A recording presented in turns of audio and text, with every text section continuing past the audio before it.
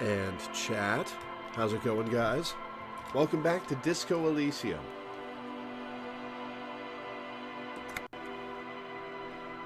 Let's get right back into it.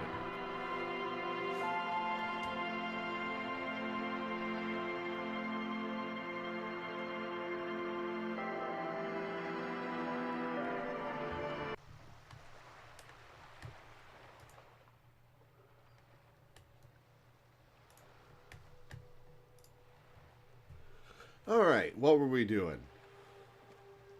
We just got out of the back rooms of the abandoned district. It's 8:24 p.m., so we're about to go to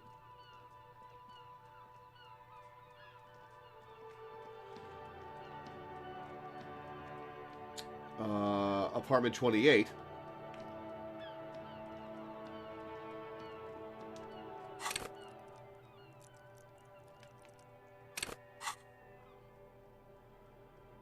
Let's get rid of the flashlight.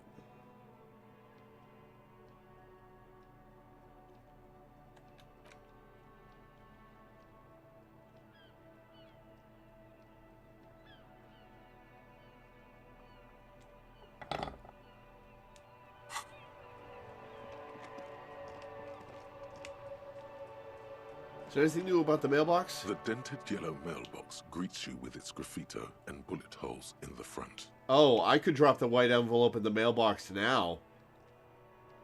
Let's not do that.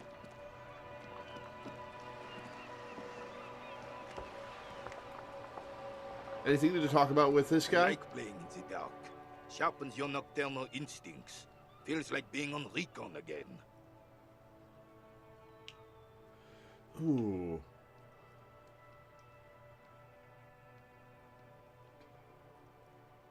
I'll say, Renee, I found your guard booth. Yes, the Debardeurs Union pays me to stand vigil during the nights. Not out of any political allegiance, mind you. Hey, a job's a job. I'm an old man. Don't sleep more than a few hours every night anyway, and money is tight. He adds with a slight sigh.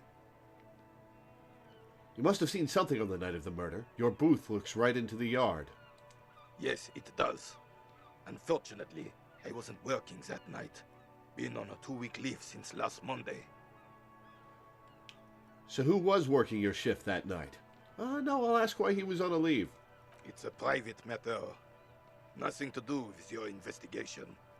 Fair enough. You see, officer, René is the kind of man would rather die than admit he needs medical assistance or, God forbid, sick it.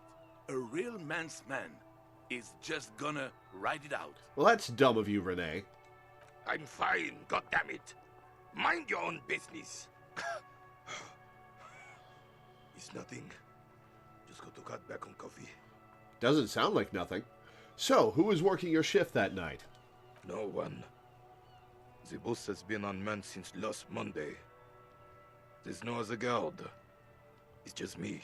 Well, that seems like bad planning. No one has been guarding the container yard since last Monday. Yes.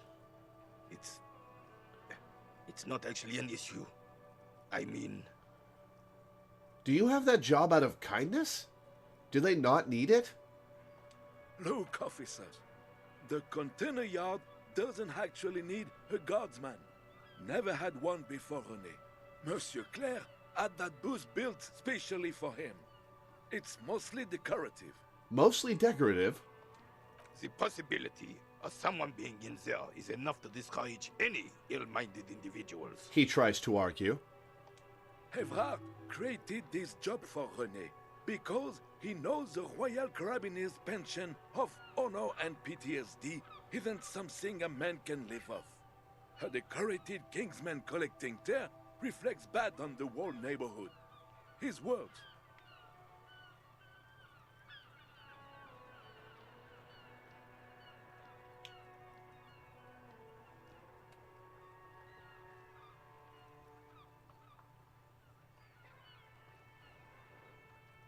Alright, I've got some options here. Everett gets it. Big guys looking after the small and everyone working together. I love it.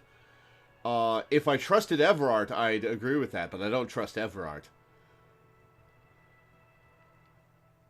I do think that that's a good thing he did, though. I wonder if there's a... What if there's something he gets out of it from Renee? Such dependency only weakens a man further. Do or die, there is no middle ground. I'm not gonna say that, no.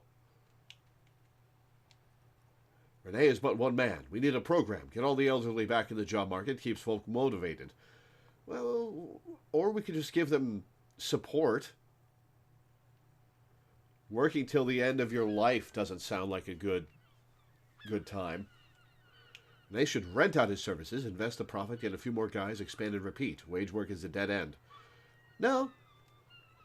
I mean, a little, but it's something for him to do. There's absolutely nothing wrong with tear collecting. It's my side thing, too. Proudly hold out the tear bag.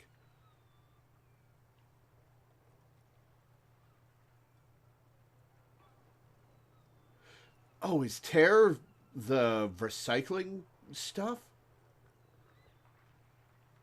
Fishing through the garbage? I'm gonna say big guys looking after the small and everyone working together. I love it. Can we conclude the topic of my guard boost now? There's a grimace of pain on the old soldier's face. Looks like he wants to argue, but can't find words. Finally, his lips move. Got it, thanks. Yes. Like I said, it would be up anyway, so might as well keep an eye out. It keeps my senses sharp. Is there anything you can tell me about this rifle? Hold out the antique firearm. It's a Bell McGrave, 4.46 caliber, breech loading, Revachol made. Good weapon, accurate and reliable. This one's inoperable. The bolt spring is missing and the mechanism is jammed shut. Still a beauty. Where did you find her? This is my rifle. I always have it with me. In the basement there. Should I tell him that? Yeah, I'll tell him that. In the basement there. I'm not surprised. There are probably lots of forgotten wartime weapons lying around here. Back in the day, everyone had something stashed away. As for the rifle, I don't know what else to tell you. These BM-446s are an antique. No one uses them anymore. The ammunition is impossible to find. Oh, I got a situational from knowing Renee's job situation. Let's try it. 17%. Still, all you see is an old soldier refusing to replace his uniform with a civilian attire. Anything else I can assist you with, officer? Thank you for Still your have time. a game to finish.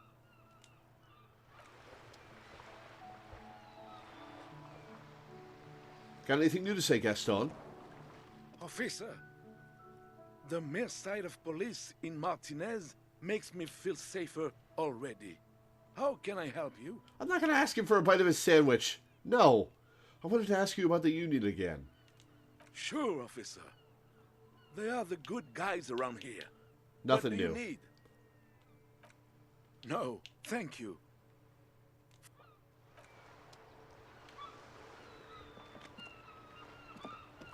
I vaguely recall there's probably something I can do with the car, but we have 28 minutes until we need to be at apartment 28.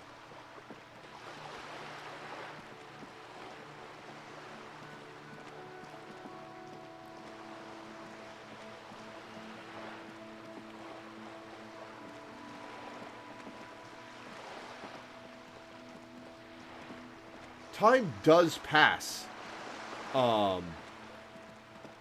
When you're not in conversation, right? Yeah.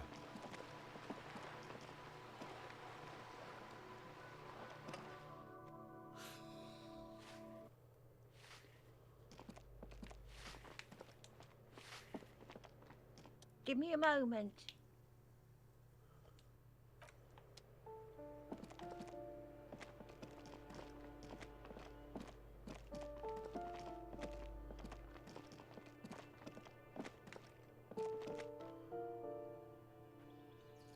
Time does not pass when you're outside a conversation. Oh.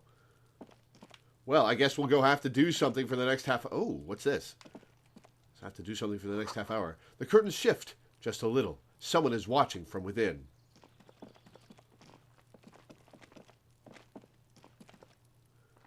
I guess we'll go do something else while we wait.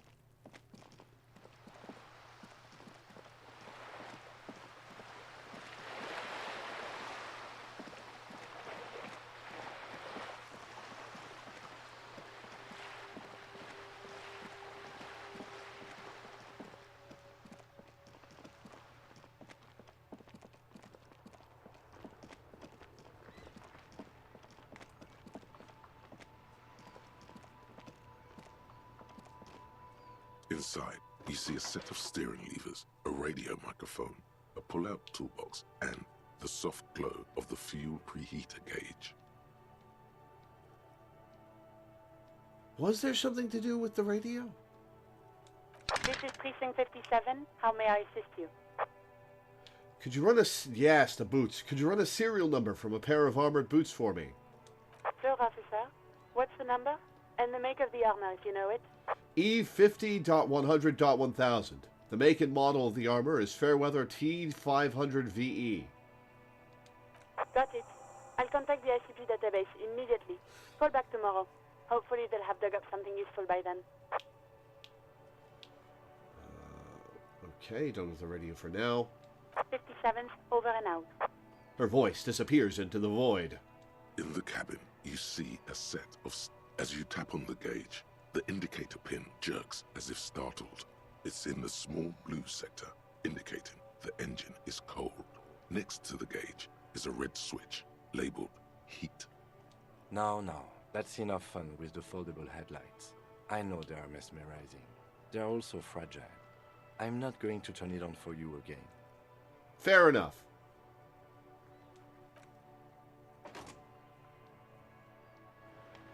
All right, 25 minutes to go.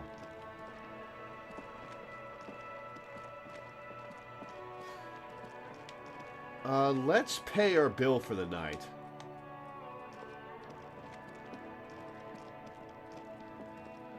No, we'll wait until we go in, because I can't remember if that prompts Kim to go to bed.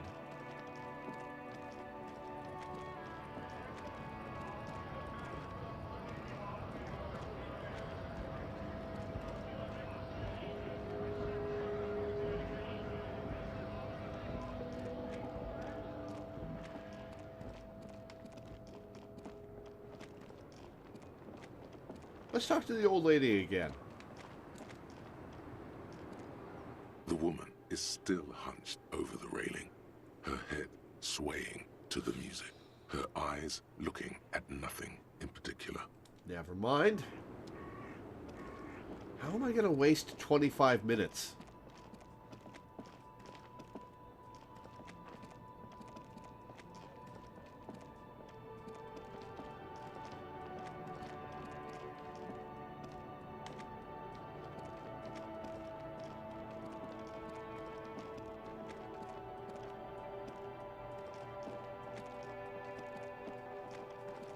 I wonder what happens if we sell the antique... anything in my inventory. Oh, good idea.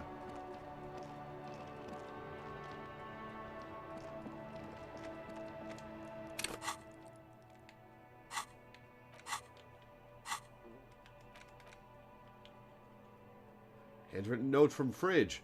Handwritten note you found from the giant ice bear fridge. It still bears some marks from the fruit-shaped kitchen magnets we used to secure it to the refrigerator door. The note is written with a blue pencil on a piece of lined office paper. The kitchen magnets have left spots on its surface. Does it say anything interesting? The lieutenant leans closer to read the crumpled note over your shoulder. This is tangential at best, but the lieutenant's detective instinct is still active. Read the note. Someone has scribbled, S. I can't believe the off-site copy is still here. The illiterate ginger kid keeps stealing stuff from the studio, so I had to hide it somewhere safe. You'll find the filament memory with the off-site copy in the frozen ice cream maker. Please take it home, ASAP. It's important. The frozen ice cream I'd do it maker. myself if I lived in a civilized place with a freezer. Take care, Sully Swaff. Wonder who wrote that note. Someone who owns a radio computer? My guess is as good as yours, officer. Which is to say, not very good. Remind me again, what's a filament memory? It belongs inside a radio computer, storing its memory. It's like a tape. You listen to disco tapes, right? It's like one of your disco tapes, only for a computer. Who's the illiterate ginger kid? Gee, I wonder. Really? You don't have a single guess? You mean Kuno? Oh, I'm sure that child would love to get his hands on a filament memory.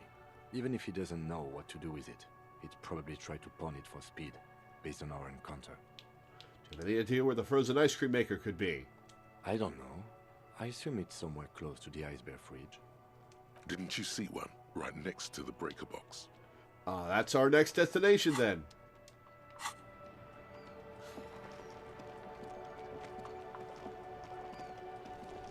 That wasted 4 minutes.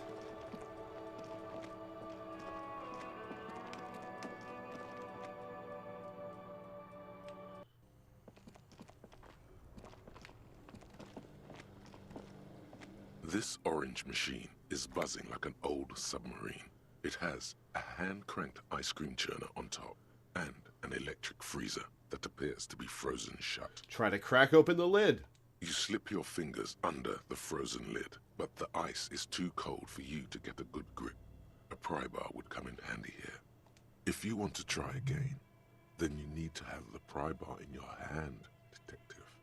Equip the pry bar by going to the Tools tab in your inventory. Alright, I do have a pry bar, right? I do, okay.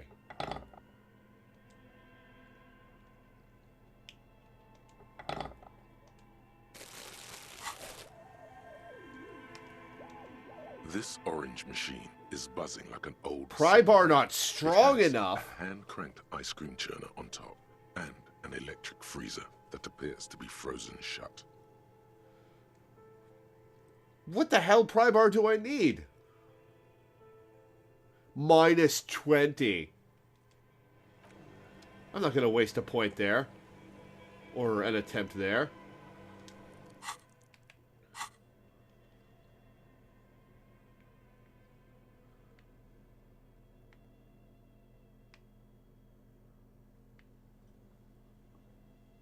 I need a better pry bar.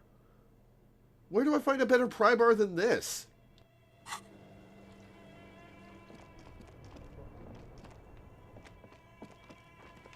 Minus 20.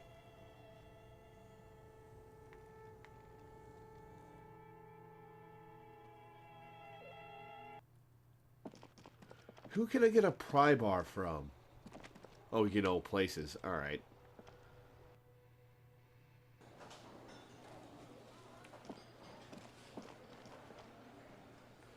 Talking to these guys would probably take a while. Oh. It's disco time.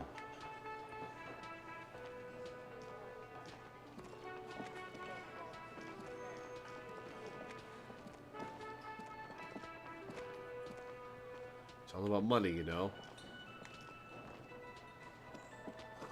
Bottle of rum has been knocked over. Beautiful dark liquid is spilling out. That sugary black rum stain on the counter makes you teary-eyed with joy. It's almost touching how syrupy and sticky it is. How long have you been up already? Shut up, electrochemistry. Not now. Oh, excuse me. Do you have something better to do than lust for sweet syrupy rum and lemonade? With a twist of lemon. Hey, Jojo, how's it maybe going? lime. Maybe who cares? Just rum. Not gonna happen.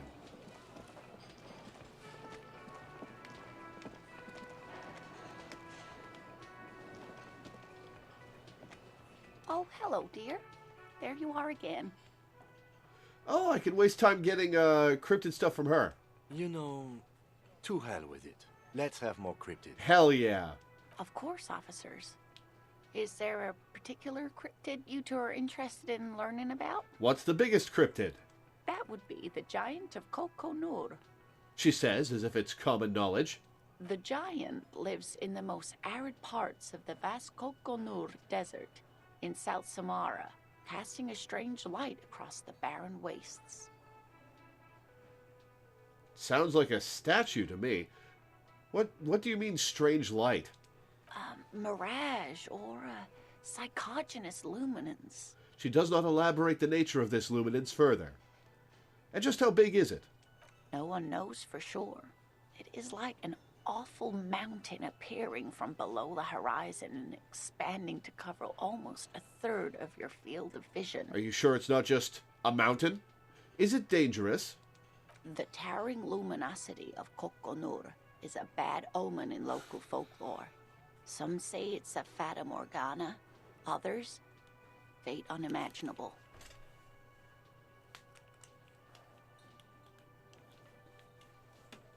Who here?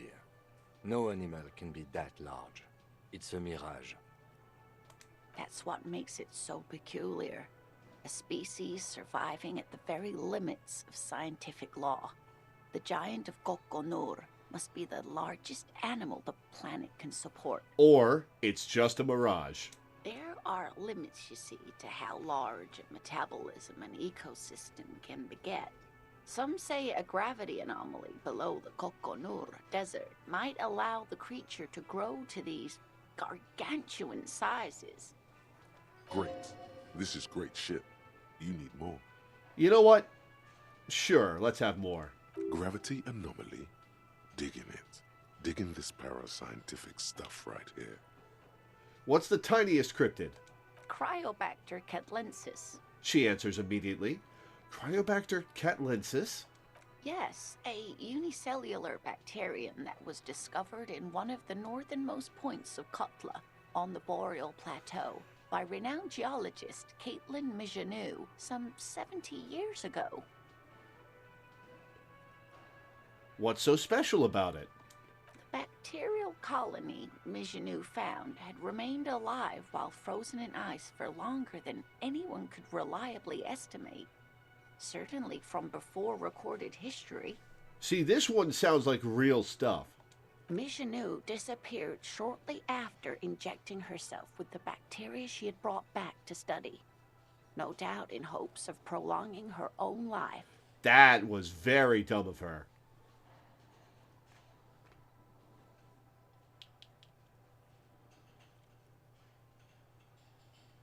Wait, she injected herself with it?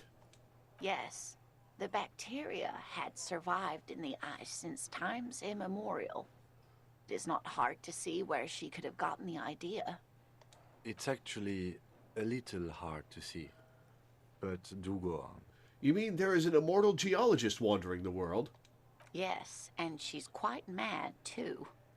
After she treated herself with the bacteria, she stopped aging, but also became increasingly eccentric and irascible, so that even her oldest friends were forced to pull away. See, this started with science, and now it's just gotten weird.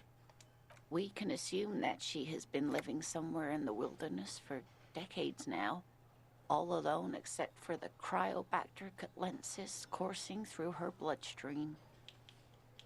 Are there any invisible cryptids? What an interesting question. And the answer is yes, there are. Of course.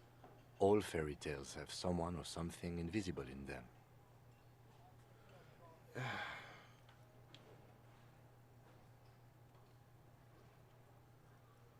I won't offend her. She's a nice old lady. I won't offend her. Shush, Kim. She's going to tell me about the invisible cryptid. What is it? It's the Col de Mamadakwa. Its name means thin whisper of sound, and that's precisely what it is. Self-replicating sound waves, invisible and intangible. The Col de Mama is very afraid of us, which makes it incredibly difficult to track. Kol Mama Dakwa can also be translated as a whisper, light and low. A whisper, light and low. Yes, that's another translation. They're both quite lovely, aren't they? It is poetic. Although the low part is a little ironic. The Col de Mama Dakwa makes, or rather is, such a high-pitched sound that other animals, including humans, can't hear it. It could be everywhere, all of the time, and we wouldn't know. Fine, I'll bite. How can an animal be a sound? Yeah. Explain. Many scientists have asked the same question. Some have claimed that it isn't itself a sound, but a tiny corpuscle that emits sound waves. But there's no evidence to support this theory. Oh, when has that ever stopped you? What evidence is there of this animal being a sound? Plenty. It's the evidence that led to its discovery. In the 20s, a group of Areopagite ornithologists, that is, scientists who study birds... Oh, you explained that, were but not the trying out other a new terms? recording technology for capturing sounds outside the range of human hearing. I know what an ornithologist is. When playing back recordings they had made in the foothills of the Ea mountain range, they noticed certain anomalies, patterns that seemed random at first, but on closer examination were consistent with the waveforms of songbirds. Just nod eagerly. The scientists soon discovered they could track and even predict what appeared to be feeding, mating, and migration patterns based on sound waves in a strictly delimited range of ultrasonic frequencies, even higher than those of the highest pitched bat calls. They realized that they had discovered a new species and called it the Col de Mama Dakwa, after the Paracanassian name for the voice of God, which is said to be very silent. Or they could have just heard a bird that has that, and they just couldn't identify which bird it was. I'll say, wow. Mm-hmm. They grew quite obsessed with these little birds. Even though they couldn't see them, they could distinguish among individual birds and even began to name some of them. Name them. Sequester, Time, Joscan. Those are but some of the Mama Dakwa they followed individually. Why is the Mama Dakwa so afraid of us? That is a sad story. A group of university students assisting with the field work in their enthusiasm for the project, and no doubt because they were preoccupied with impressing their professors, nearly drove it to extinction. Extinction? How would you know? They tried to communicate with it and had no other means but sound. So they started sending out sound waves at frequencies they thought might match the Mama Dakwas.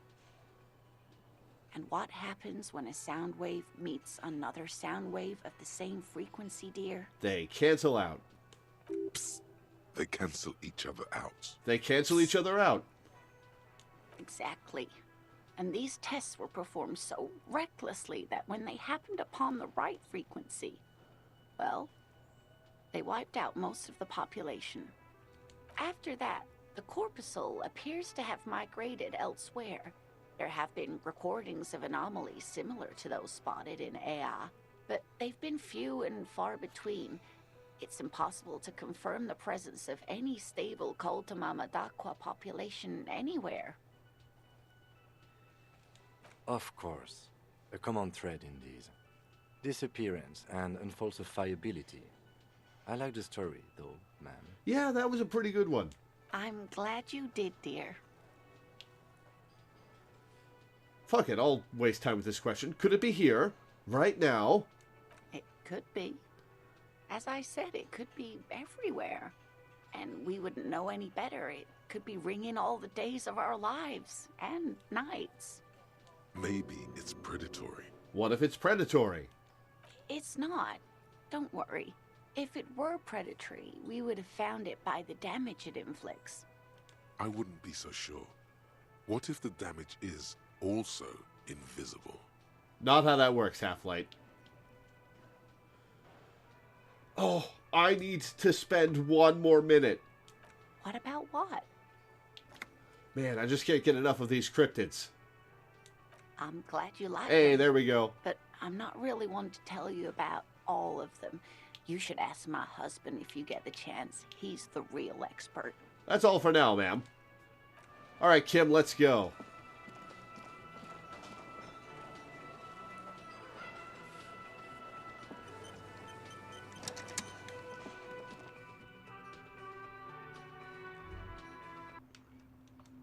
Was that? Could it be the Coldamama Dakwa? No, it's probably just your imagination ringing in your ear. Is it? Is there a ringing? There seems to be an extremely high-pitched ring. Ultrasonic. Lena said it was very high-pitched, right? It's like something tickles your ear. Lena also said that it couldn't be heard by any other animal, including humans. What you're hearing must just be a regular bird. Honestly, your ear isn't hearing a whole lot. The distant hum of the industrial harbor, the traffic. But, admittedly, there is a high-pitched noise somewhere there too. But then, isn't there always? Listen closely first. There it is again. You're about to rediscover a long-lost species. Keep listening. It must be very close. Maybe, just maybe, it will come toward you. It's Kuno screaming. What are you doing?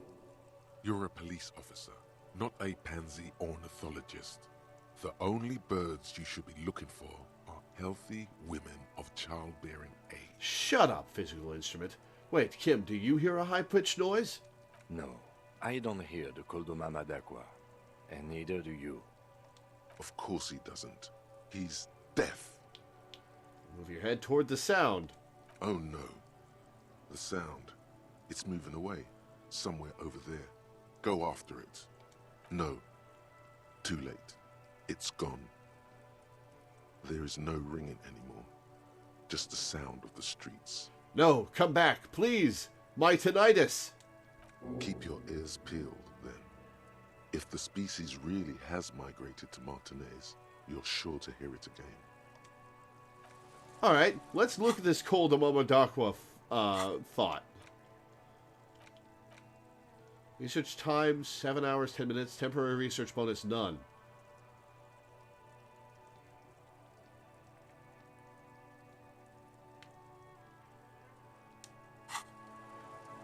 Man, there just aren't enough skill points to go around.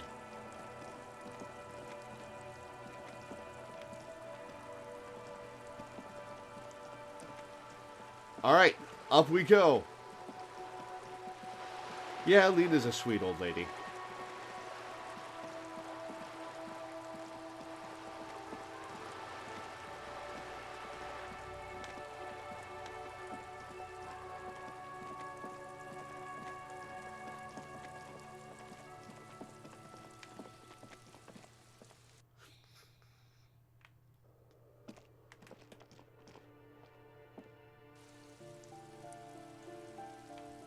Oh, hey, there he is.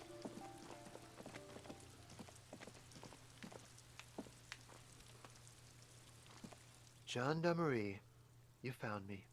The young man on the balcony gives you a bright smile before taking another drag from his cigarette. His slender figure is backlit by city lights, its distant streets and motorways flashing like diamonds. But his back is to the wall. Oh, no, it's conceptualization. It's not literal. And his shirt is still unbuttoned. Yes, the cleaning lady let us in. Beautiful. He replies, smiling. As he looks at you, something sparkles in his eyes.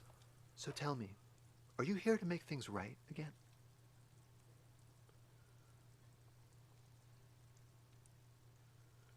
What happened with this guy? That's what I'm aiming for, yes.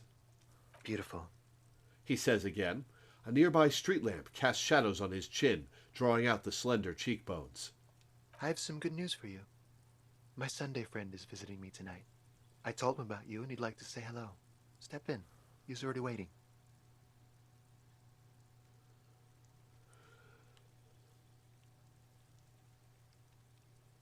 Sunday friend. Is that a euphemism?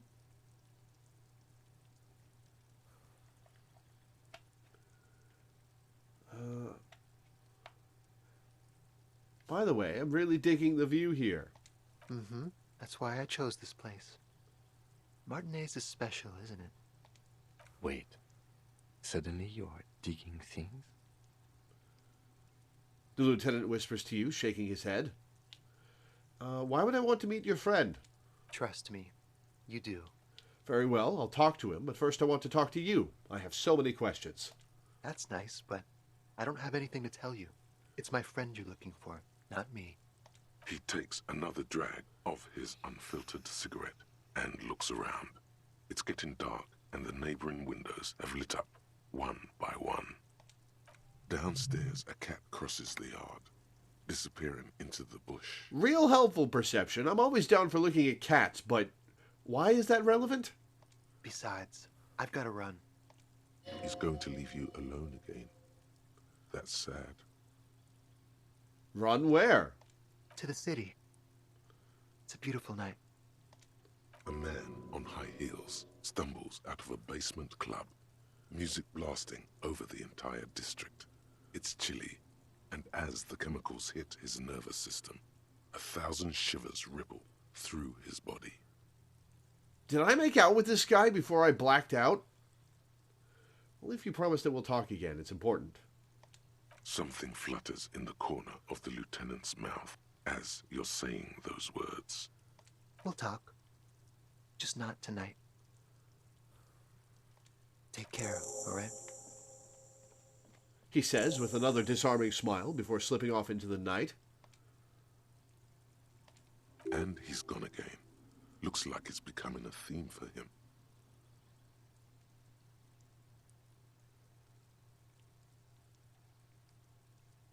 Huh, what do I say here?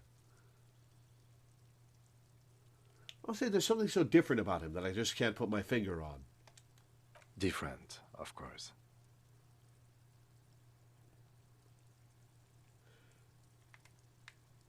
Huh, is Harry bi?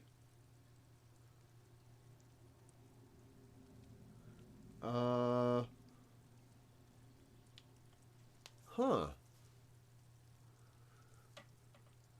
There's something so mysterious about the way he talks and moves.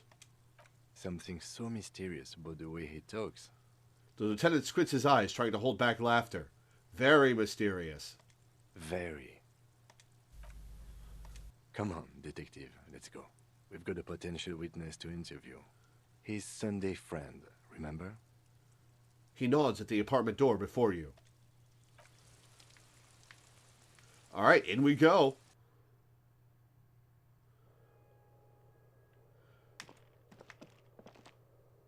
A quarterly business magazine. Dishes soaked up in a pot.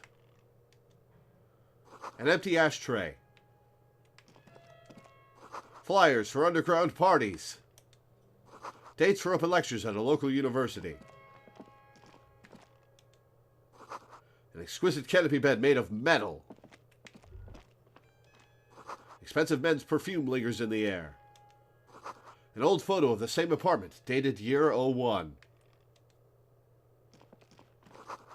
Buckets of paint on a layer of old newspapers.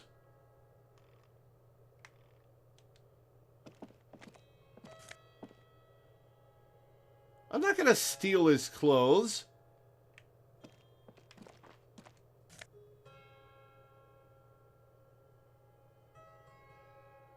Why does he have Chinese stereotype clothes? Officers of the Revachol Citizens Militia. The man in business casual removes his cufflinks. My name is Charles Vildrouin, and I am an official with the coalition government. I work for the Institute of Price Stabilité on assignment from Sur la Clé. I heard you talking to my friend outside. Very good. Super. I am here to assist you in any way possible. Ask me about the hanging. Hanging? What a drag. He seems like a cultured gentleman. You should ask him about the finer things. Hello, Mr. Vidron. Let's get started. Of course. Let me just say it has been an emotional week for me. He forms a little rooftop with his fingers. Cold air comes in from the balcony. The lieutenant takes out his notebook and nods to you to proceed. You actually witnessed the lynching? I'm sorry to say I did, officer. Start from the beginning, if you don't mind. Officer, it's very difficult to describe what I saw that night. It was so surreal to me, like in a play. He holds out his hands and blossoms his fingers, like a drama teacher setting the scene. What do you mean, like in a play? It was just so strange. I could barely comprehend what was happening. I was on the balcony when it happened, getting some fresh air. I remember that first they came in, carrying what looked like a body. And then I saw all the surrounding windows go dead, one by one. Everyone shut off their lights and pretended not to see?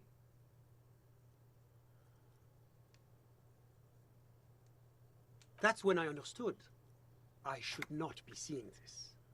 Sounds like the victim was unconscious, or at least incapacitated. Interesting. Who were they? Can you describe them?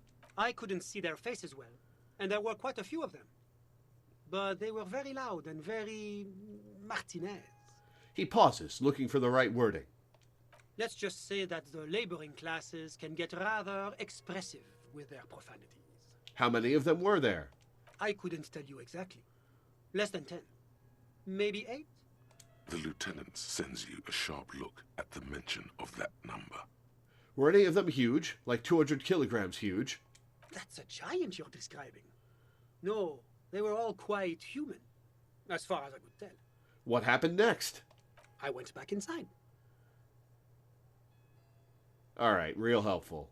Yes, back inside. Keep yourself safe from the killing. Were you able to see anything from inside? Officer, the yard was pitch black. There was nothing to see, but I could still hear their voices. They were threatening to kill that poor man.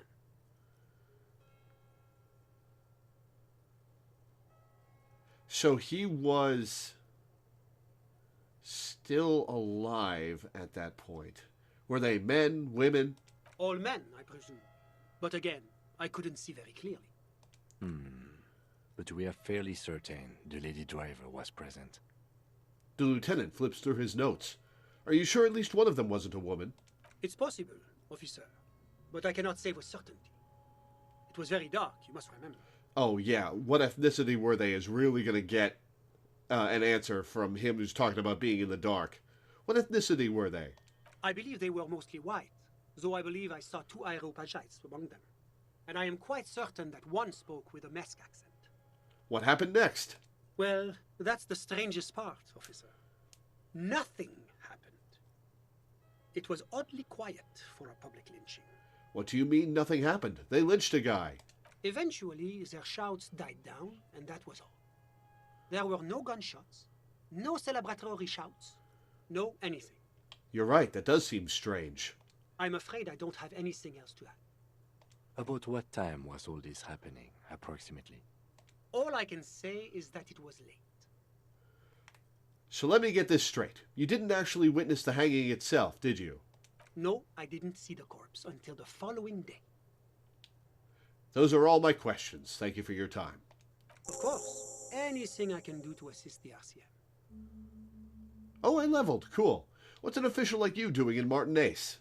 The Coalition is only looking out for the price stability. Inflation is a killer, like a heart disease blocking the normal circulation of the economy. It must be controlled. The economy impacts the entire international community, which is why it requires international oversight. Okay, but what are you doing here in this apartment? Well, I'm renovating it. It is an interesting project. The building used to be a 12-story skyscraper before the cannons took the top 4 stories off. This, of course, happened when the Coalition forces landed here. A likely story. You could say I'm undoing some of the material damage the international community caused when we arrived here. So you're some kind of bureaucrat? Yes, As I said before, I am a commissioner from Sur-la-Clé working for the Institute of Price Stability. This is one of the main projects of the Moral Intern. Wait, there isn't actually an Institute of Price Stability, is there? Or maybe there is. God, it's impossible to understand whether someone from the Moral Intern is joking or not.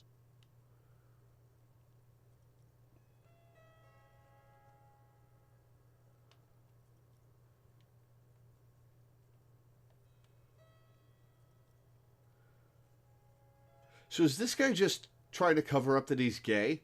I guess that's not really accepted in this society. What is this international community? La Communauté Internationale is what Revacholians colloquially call the Coalition. In other words, the nations that stopped the disaster of the Revolution. Tell me about Sir Leclerc. What's there to say? Sur-la-Clé is a modern, urbanized country that measures very high on the Human Development and Freedom Index. Mostly, though, it's known as the executive heart of EPIS. Moreover, it is a great sponsor of less emerged countries. Revachol is only one of its many darlings whose progress it supports and cherishes. Darlings? That can't be an official designation. What makes Revachol Sir Leclerc's darling? Because a great percentage of Revachol's culture hails from Sur-la-Clé. Its language, its people, its cuisine even. Or at least in the downtown La Delta area. Jamrock and other parts of the international zone have been mercifully spared of Sir Leclerc's love for meatballs and mashed potatoes. Hey, both of those are tasty. Well, mashed potatoes are tasty with seasoning. What is the price stability? It is the most important thing. Ah, that clears everything up. It's the central goal of any sound monetary policy.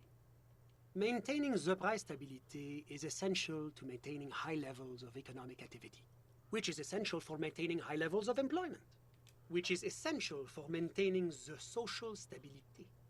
Basically, it makes sure the price of bread doesn't change. Précisément.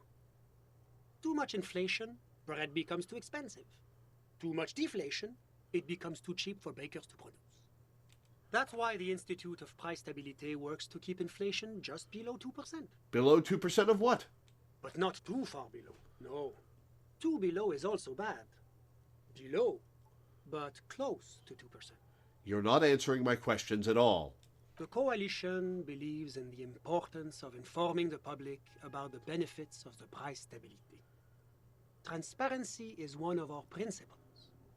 Would you like an informational pamphlet? Okay, sure, give me a leaflet. That'll be good to kill a couple minutes when I need to spend time later. A sound monetary policy is essential for addressing uncertainty. Stability is the raison d'être of the Moral Intern. It's the reason why I identify as a moralist.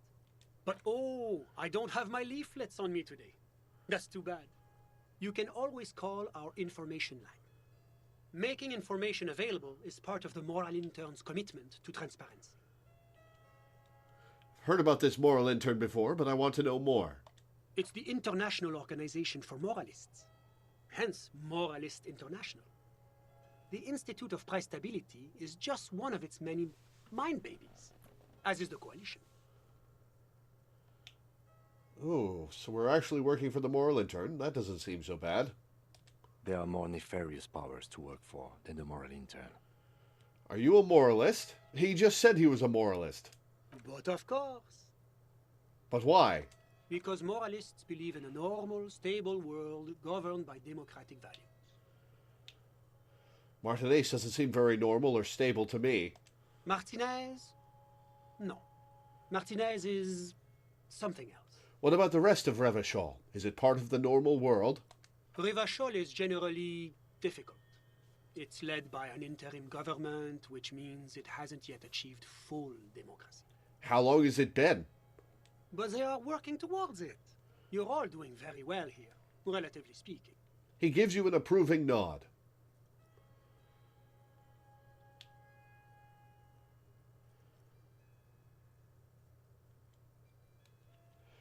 It's like every time I'm talking to people, I'm choosing option D, none of the above. Is that moralism?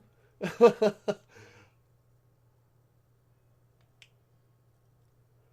want more action.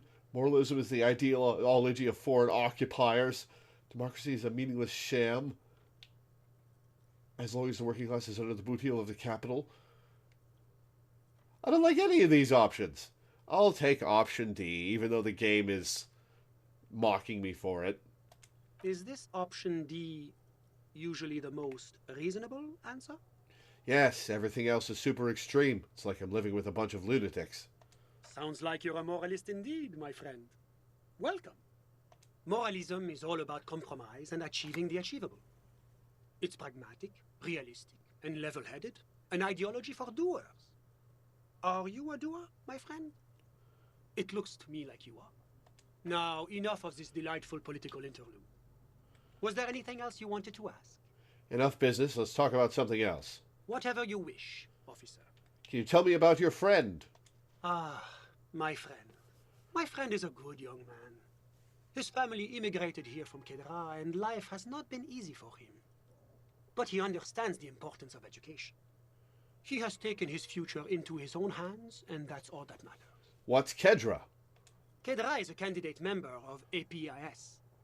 But, between you and me, their potential membership is a more contentious issue. What do you mean? That it's never going to happen. They entered negotiations in 21, and it's been pending ever since. What's this EPIS thing you keep talking about? EPIS is a very special program developed by the Moral Intern to support certain Occidental nations. It began as a unified system of weights and measures, which proved to be a wild success.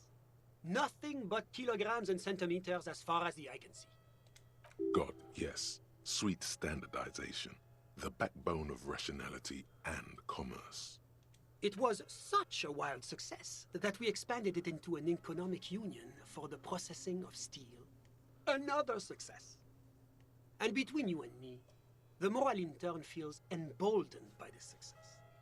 Emboldened to take EPIS to the next level. And what's on this next level? That sounds a little ominous. A supranational political alliance. The United States of Occident.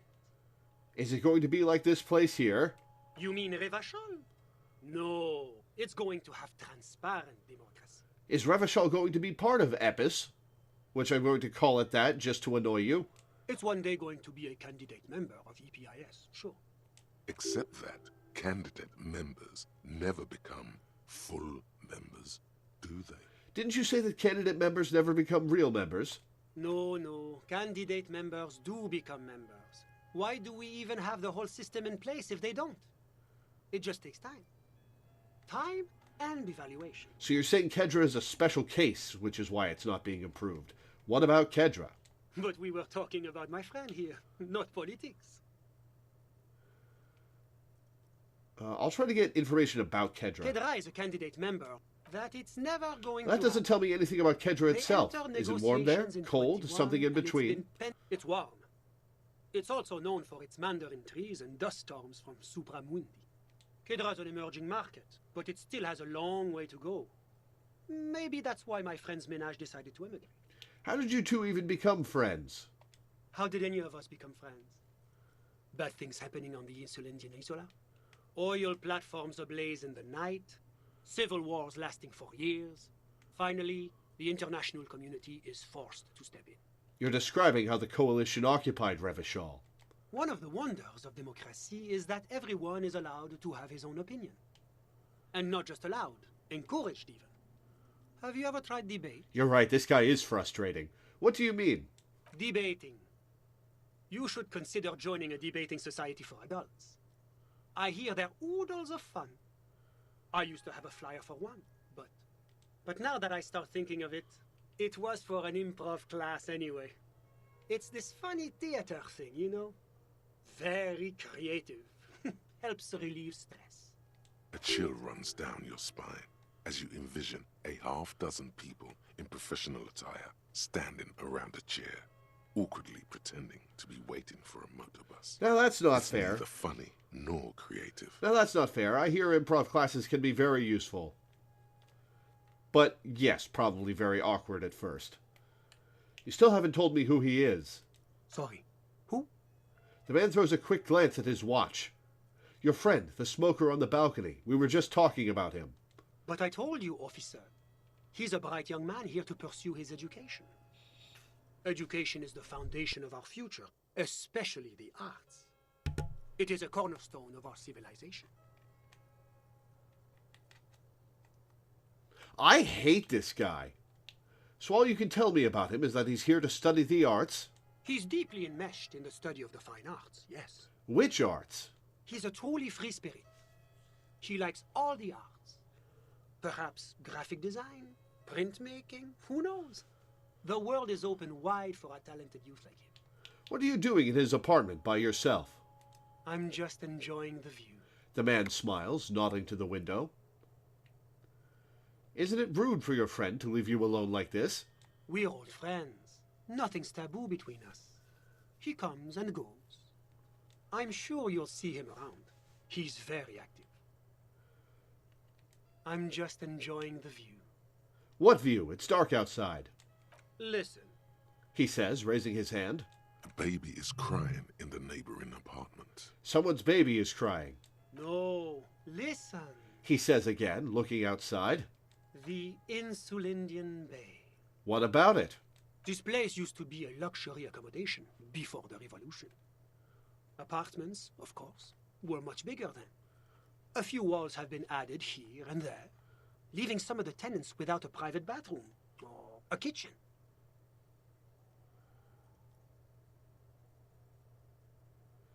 Oh my god. I just noticed this guy has a bathroom with no door, raised above so the water from the shower drips down below. It's got a toilet underneath the shower head. That sucks. But the million real view stays. You can't take that away. He knocks on the balcony door, his face mirrored in the darkened glass. I was asking about your friend. My friend comes and goes. I'm sure you'll see him around. He's a busy bee. A busy bee? What an odd choice of words. I had something else in mind. I'm all ears, officer. Thanks, I've got all I need. You were not helpful. A moment, officer. Oh? Do you have everything you need from me? I'm afraid we won't have the chance to speak again once you leave. Hold on, why can't we talk later? It's against diplomatic best practices for an official in my position to be discussing murders with local militiamen. And I'm pressed for time. After you leave, I should be leaving as well. That's not the real reason he's so apprehensive. Men in his position shouldn't be seen loitering around in underprivileged young men's apartments in the middle of the night. Thanks for the heads up, but my work here is done. Of course. I'm glad I could help. Are you? Are you glad you could help? Are you glad you could help, asshole?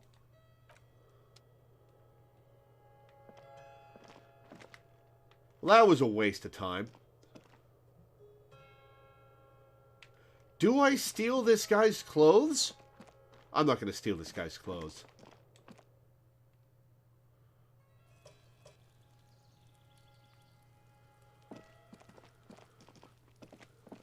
All right, Kim, you got anything new to say?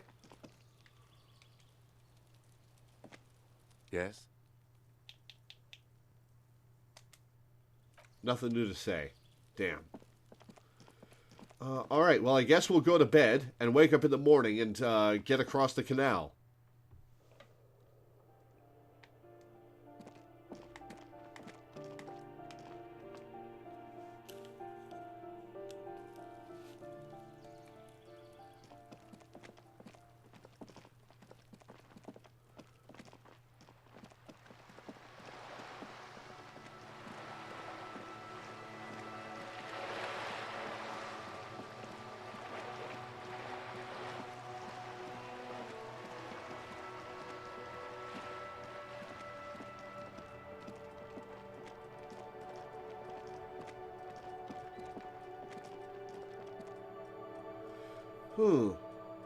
I wonder if the gun is just something I can sell.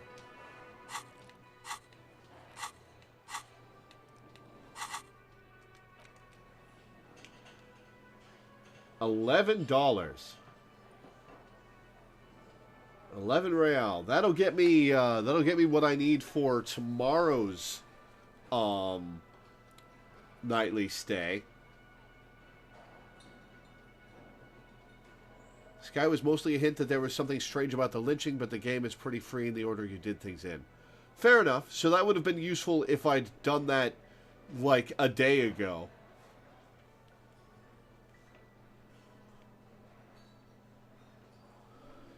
Alright. Is it responsible to sell? Well, I guess it's broken and an antique. I guess we'll sell that to the weird shop guy. Maybe we'll talk to these guys now. I've got nothing to say to you. Why are you wasting your time? Are you Elizabeth Miss Beaufort? I suggest not wasting time on trivial pleasantries and focusing on why you are actually here. Titus Hardy. She points to the tall man by the table. Even though she has excellent control over herself, something moved behind her eyes. In the way she stands. In her face. You caught her off guard. Push her some more. Easy Leo told me about you. He likes to talk a lot.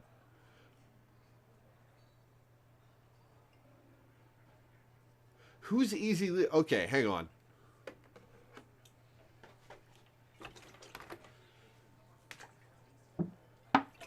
Have I met an Easy Leo and I'm just not remembering? Oh, Easy Leo is the janitor guy, right?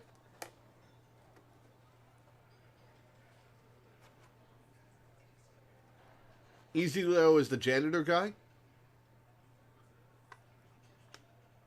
He's by Everart's, okay.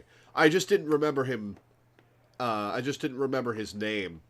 The guy who sings, yeah. Easy Leo told me about you. He likes to talk a lot. You are not here to chat up the legal counsel. You are here to question these men. You set the pace and the topic of these conversations here.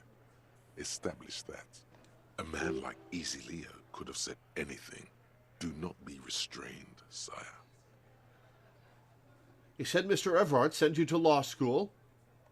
I represent the Union and these men here. Don't make this personal. A very minor victory.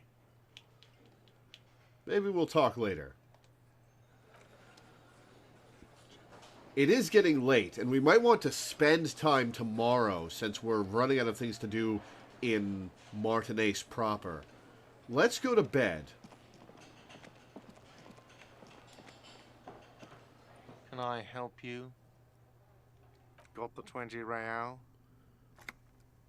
Good. You got the room for the night, but remember, you'll need another 20 real tomorrow. Yep, I know.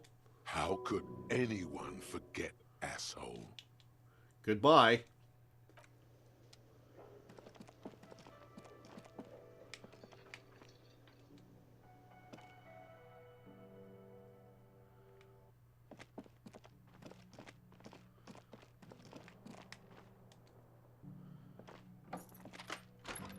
See you in the morning. All right. The bed is still cold from the broken window, and not too inviting. But it's yours. You've earned it. The bed is still cold from the wind blowing in from the broken window. The mattress creaks as you close your eyes and try your hardest to fall asleep. Oh, I forgot to wash the... God damn it.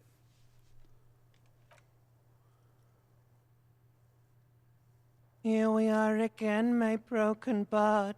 The waves are coming, carrying you away. But you can't go. No, you have to stay. Always half aware of yourself. You're not cooperating, brother man. Why? It's your disgusting body. Even through your sleep, you feel a vague discomfort suffusing it. Your belly and your sides are unpleasantly tender. You wish you could curl up into a fetal ball of safety. But you cannot, because of the pain. So were these voiced in the original release, or were these just text? I know some of it was voiced in the original and some of it wasn't. And there's a lot of it, ever present in your organs. It's like every one of them has their own nasty song to sing. That pain in your right side is your enlarged liver, by the way. As for your kidneys, you've really been compounding the damage lately. I'm an artist and liver damage is my art. I think I need medical attention. Oh, yes. They'll check you out, give you some pills, make it all okay. The Wonder Makers. Don't be stupid, Harry. It's not happening. They don't make new kidneys and livers in hospital.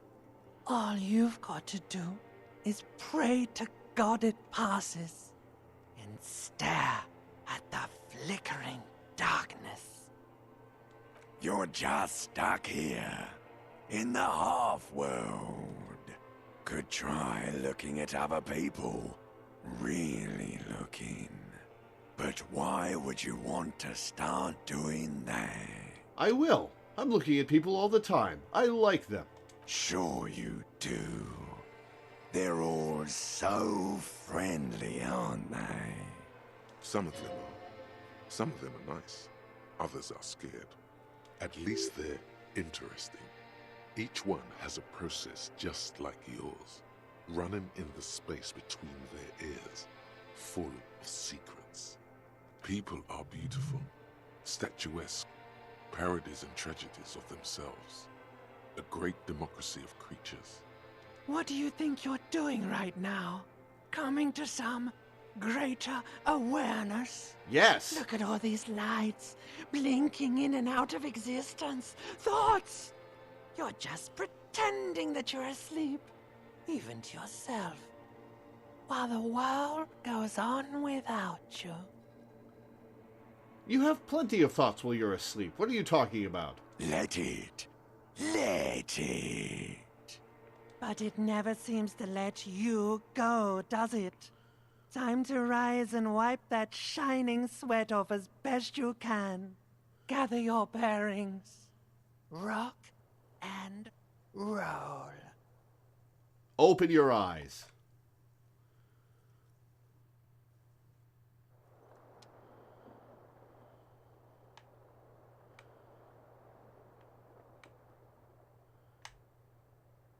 That was not a good night's sleep.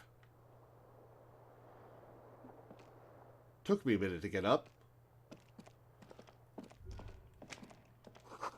Words failed to describe how rank it smells in here. They should have sent a poet. A mirror hangs on the bathroom wall. In it, your face, adorned with the expression.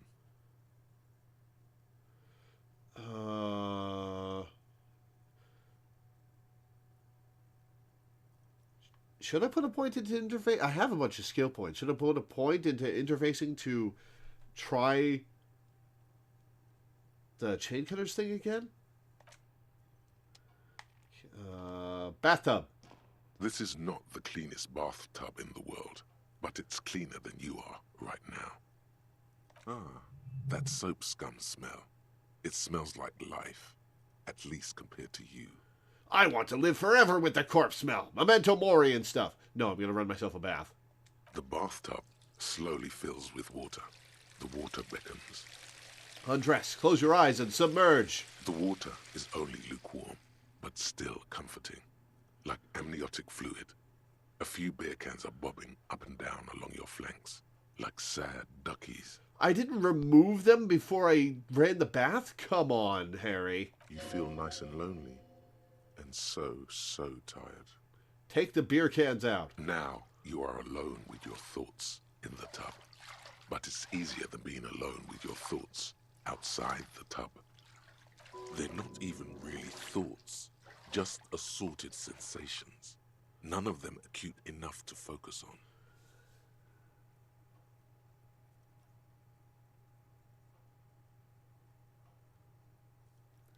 I'm going to imagine something. You see the corpse. You can still smell the cadaver on you. It's going to take more than one bath to get rid of that stench. Not what I wanted to imagine, but okay. Then, houses along a narrow street. A video rental. Darkness on the planet's curvature. Linger in the tub a little. Your fingers grow pale and are covered with tiny whirls as the water cools. That healed health that I didn't need. What are you doing? You're not some fat fish in a fucking aquarium. Time to get moving. It's been 4 minutes, physical instruments. Shut up. Get out. The waterline recedes as you stand. You are cold now. Your clothes stick to your still moist skin. Why didn't I use a towel? Alright, well, I had a bath for 5 minutes.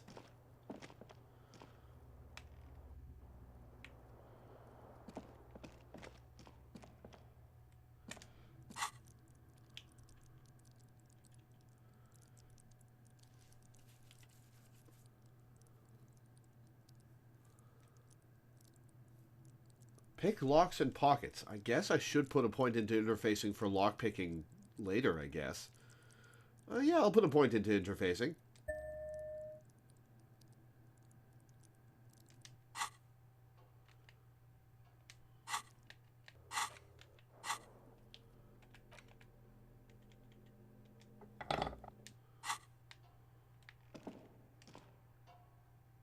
A mirror hangs on the bathroom wall. 28%. Your face, adorned with the expression. The faucet is quite terribly mangled, but you just might be able to twist its parts into place. You handle the chain cutters deftly, applying just enough pressure. The faucet regains a recognizable shape. The steam stops. Told you that you needed those chain cutters. Everything is connected. Everything has a purpose. The mirror begins to clear slowly without you having to wipe it. Oh, it's an electrochemistry check. Ugh. Attempt to stop the expression from happening. Still not happening. It won't come off that easy. Worth a shot.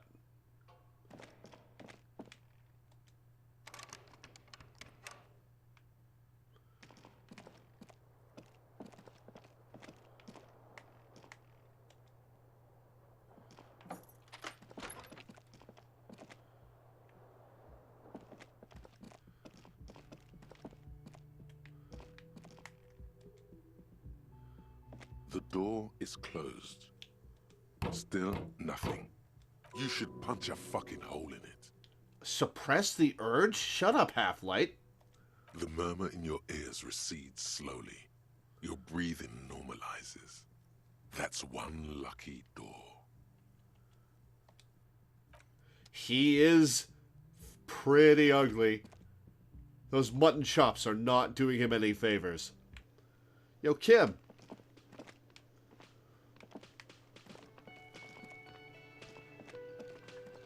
You look like shit. Yes, I do. Thank you for pointing it out. Hi, young Lord 1626. How's it going? Your ruffled face reflects in the man's sunglasses. A suit. Ooh. These are other cops. I see the white rectangles. And I don't mean that as a metaphor. Last couple of days have been rough. Oh, don't be so modest. We're looking at several months worth of damage here.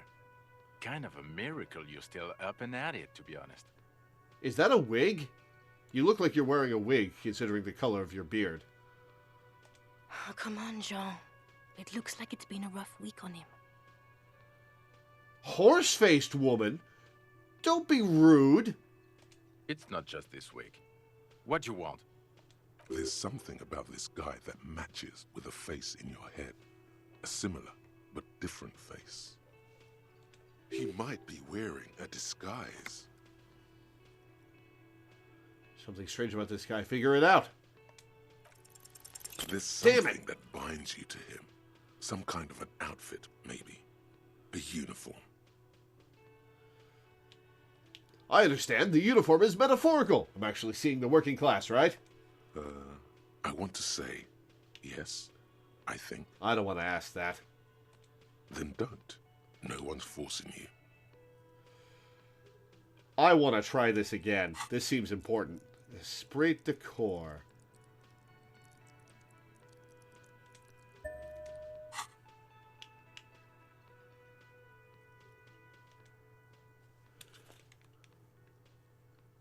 Wait, I just put a point into Esprit de corps.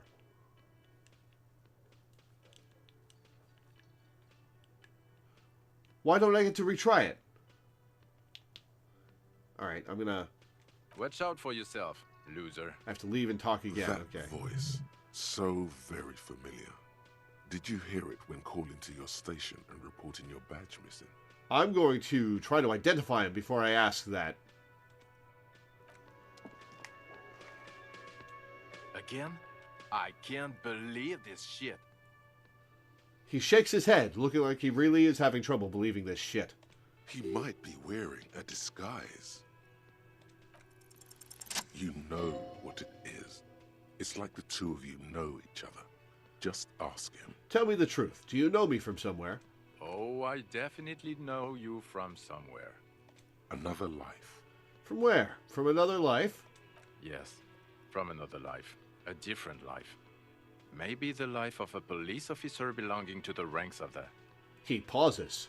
To what station do you think you would belong in this alternate and totally fictional reality?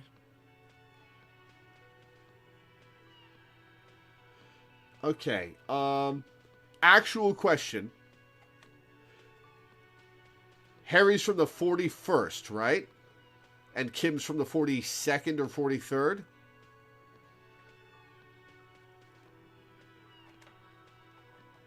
'41st. Okay, I thought so. 41st. Okay. That's plausible. That's entirely plausible. Now we're really getting somewhere. He gives you a long, meaningful look and adds, Somewhere good. let's talk more about that hypothetical Station 41 you mentioned. Okay. Oh, the hypothetical 4-1. Yeah, let's fantasize about that. He blinks aggressively. I'm not busy, you're not busy, let's just play around. So what would our relationship be in this alternate universe? Let's be crazy. Let's say you and I are partners. How's that for a thought experiment?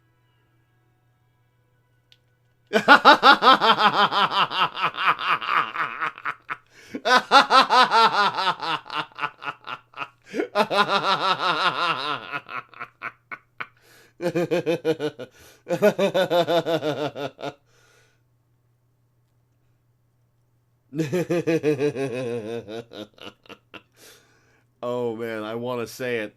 I want to say it. It is true. Kim is cooler than you.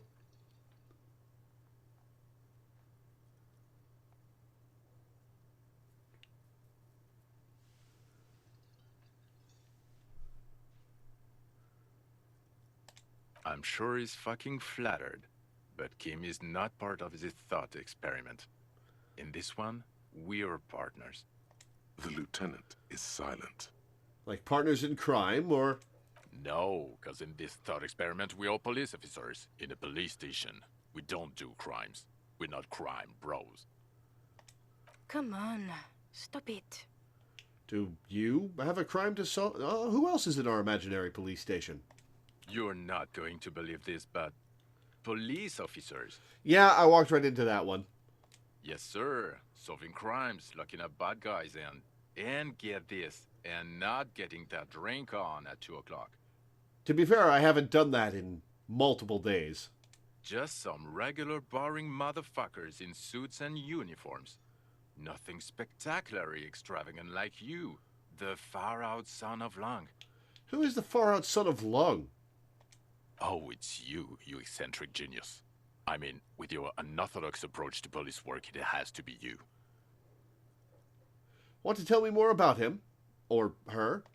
Not even a little bit. Fair enough. It's an urban myth about an officer who is so far undercover he can't remember who he is. As I said, just an urban myth. You are not the son of Lang. Okay, yes, you get the joke. Leave it at that. Do you have a crime to solve? Oh, no. You see, I enjoy watching other better cops solve crimes. And let me tell you, it's been quite a privilege seeing you work. This isn't helping. She says, shaking her head and looking at the man with sunglasses disapprovingly. I can't imagine it anymore. Neither can I, partner. Neither can I. His gray eyes suddenly flash above the glass frames. They feel sad. Cool shades. Are you wearing a disguise? Yes, it's a hobby of mine. He looks at you inquisitively. As if waiting for some kind of reaction or response. Something to click. It's not happening, though. Who is this guy? Oh. Something tells me this guy is actually going to be sad when he finds out I can't remember him. Kim, who is this guy? I'm not getting involved in this. Oh, well, thanks, Kim. It's not my style, he thinks, glancing at the man in sunglasses and the woman beside him. Oh boy, they're mad at him. No wonder. He just doesn't recognize them. Got some questions for you. I'm a cop. I've avoided this dialogue option for long enough. About what? You don't look like a cop. You know what you look like. Like a man down on his luck? I'm trying real hard here, man. Oh, well, go solve your case then. That would count as trying hard. Now, will you answer some questions for me? No. He says calmly, then just keeps staring at you. Why not? 'Cause it's not my job. Why don't you go and fucking do yours and solve this damn hanging? Let's talk about something else then. Or we could go back to doing our jobs. This was stupid.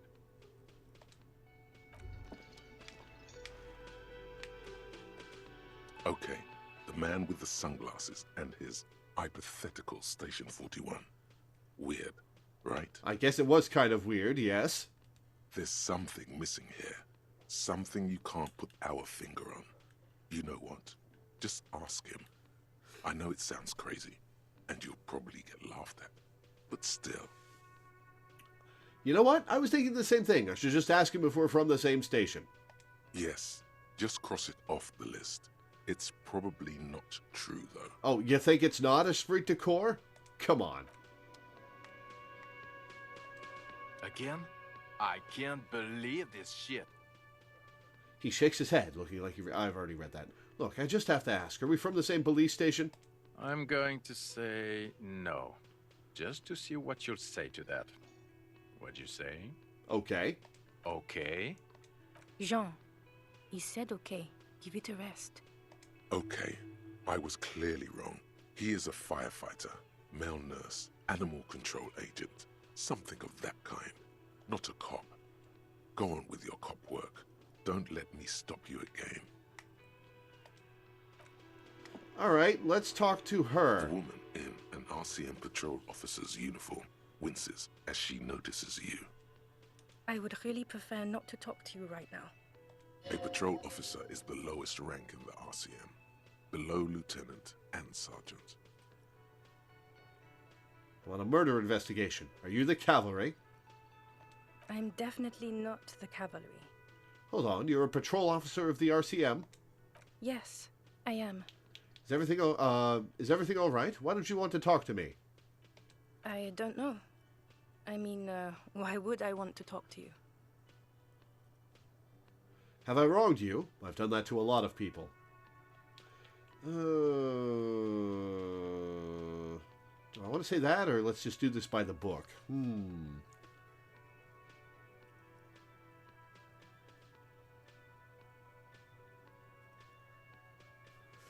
I'll say, have I wronged you? I've done that to a lot of people. No, you haven't wronged me. It's okay. She shakes her head and breathes out. Okay, fine. Let's talk. What did you want?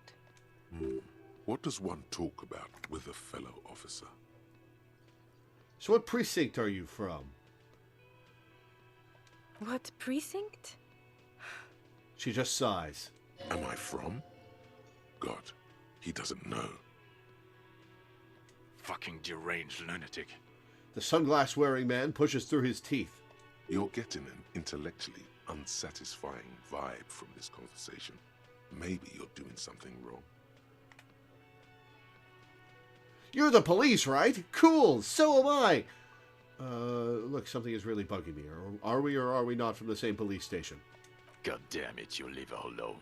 Keep your weird bullshit to yourself and be professional for once, for fuck's sake. Oh, shut up, man. Well, I guess I've probably earned that. Can I actually help you with something? She looks at you apologetically. Yes, of course. Preposterous. I mean, you would remember if they were, right? Who forgets their squad mates? That's not possible. Are you with him? Point to the man with sunglasses. Of course I'm with him. Why do you ask? You look cute together? I'm not gonna say that! Nothing, just wondering. The sooner you figure this hanging out, the sooner everyone can go home. Okay, goodbye. Well, that was an enlightening conversation.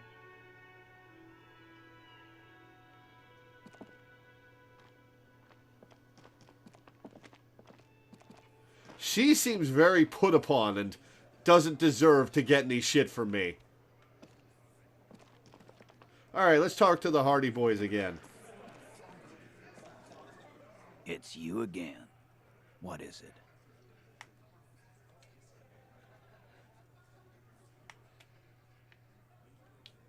I just found a bullet in the hanged man's head. No, I'm going to say me and Everett talked. He promised you'd cooperate. Oh, so you went and talked to my mommy, and now she's making me play with you. Is that it, lawman? It sure is. And what's gonna happen if we don't? You're gonna go and tell on us? Why don't you push me some more and find out, Gimp? Come on. Very mature, guys. Everett sent word, right? Yeah, I heard him. Now, fuck do you think I'm doing here? You'd have your ass handed to you if it wasn't for the boss man's word. Let me state this very clearly, Capo. Hello, officer. I'm Titus Hardy, and these are my boys, Hardy Boys. How may we assist you? You needed to lay off the cigarettes like 20 years ago. But having Everard back you up like that did seem to have some effect. I just found a bullet in the hanged man's head. Authority godly? Do I want to risk? Do I want to risk a 42% chance and looking like a fool?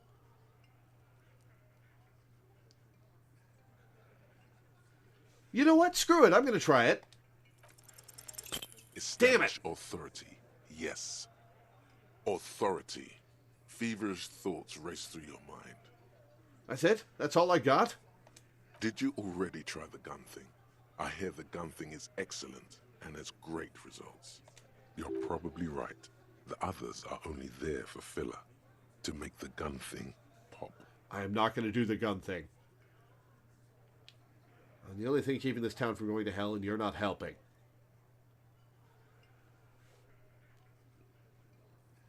I'm not going to stomp my feet like a child. And what exactly is it you've been doing that's so goddamn special? Shitting yourself in front of us. Going around, harassing kids on the street. Kids who've done nothing wrong. Oh, Kuno's done plenty wrong, my friend. All the while talking racist shit. Don't think we aren't watching, fascia. People here trust us. We're getting complaints. Fascia. That's short for fascist.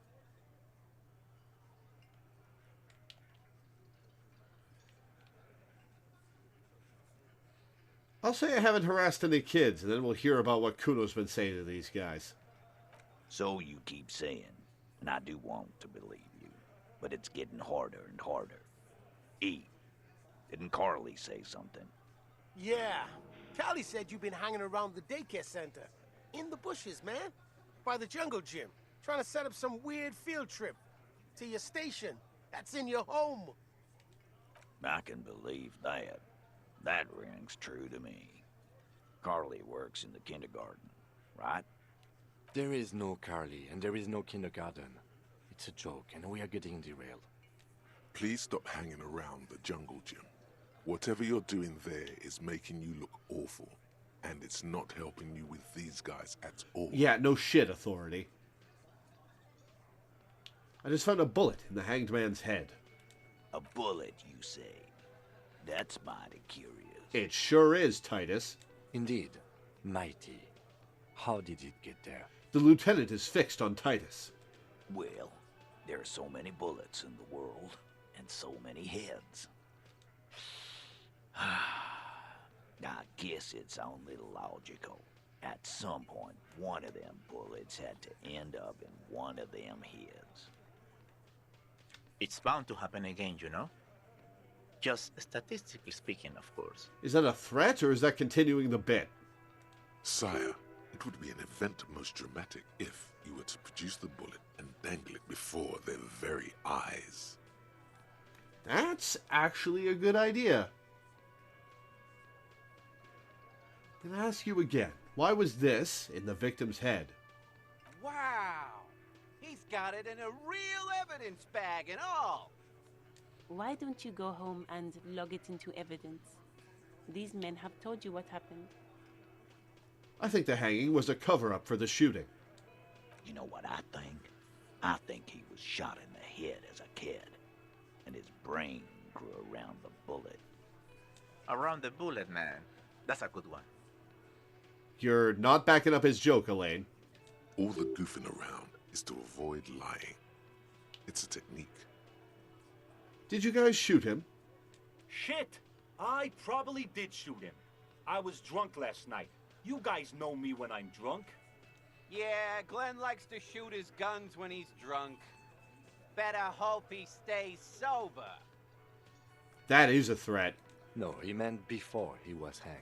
Did you shoot him before you hanged him? Before? After? During? This is getting ridiculous. They told you what happened. Stop wasting your time. Don't worry, we will figure this out sooner or later. Never been worried in my life, lawman. He crosses his hairy arms, having forgotten his beer for a moment. It's not like you blew it wide open, but there's a little crack in there, somewhere. Oh. Strange reaction to bullet gave me another chance. Alright, let's try the 58%. This Damn time it! it's going to work. You already ruled out the first. And what exactly all the while? Fascia. That's short for fascist. So you keep... Yeah. Callie said you Damage my morale again! I can believe... There is no Carly. Please stop hanging around the jungle gym. Whatever you're doing there is making you look awful. And it's not helping you with these guys at all. I found someone who saw the hanging. A witness. A witness? You ain't got shit. The locals would never come to you with this. That's just tactics, Titus. Next, he's gonna tell you one of us already rolled on the others, and he's in witness protection. Ooh, I don't want to sell this guy. Well, he did already leave.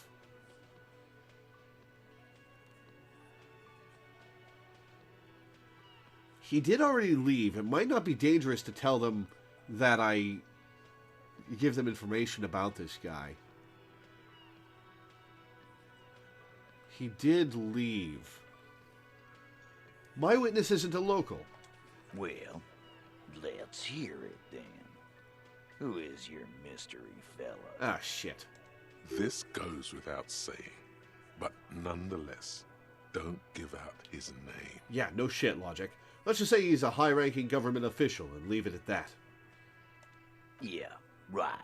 Like we wouldn't know if an MI plant was in our town.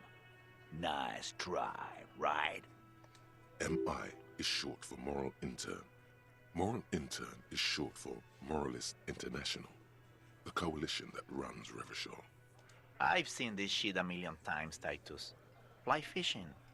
They are desperate. Tell us, Copper, what wacky claims did he make? The witness said the hanging went down very quietly. No shouting, no commotion. It's you assholes that feel the need to go around like a fucking brass band. The Hardy Boys are dead silent. Yeah, it's like they put cowbells on you before they send you to the streets. What's with the cowbells, policeman? They're avoiding having to answer this question. I'd imagined you guys drinking and singing lynching songs. What's with the funeral silence? We were drinking, weren't we, guys? I hit the bottle hard. I was drunk as fuck. Right. I'm convinced, Glenn. Nothing off here. Just a regular hanging. That was some delicious sarcasm, Kim. Holy shit. Oh, that was awesome.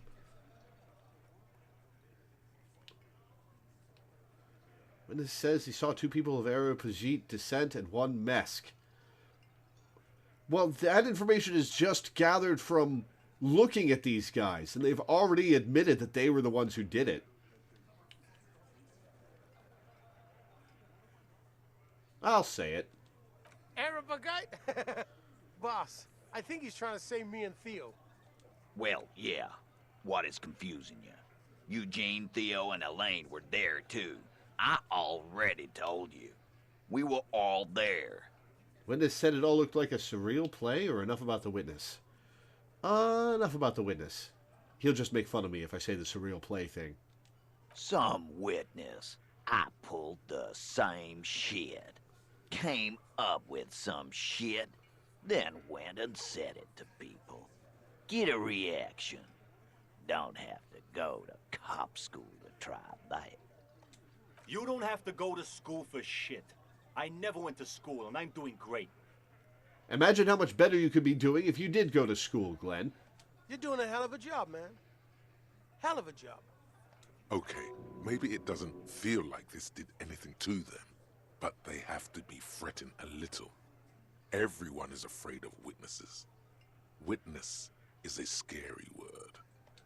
So much bluster to hide the fact that they're uncomfortable with you having this info.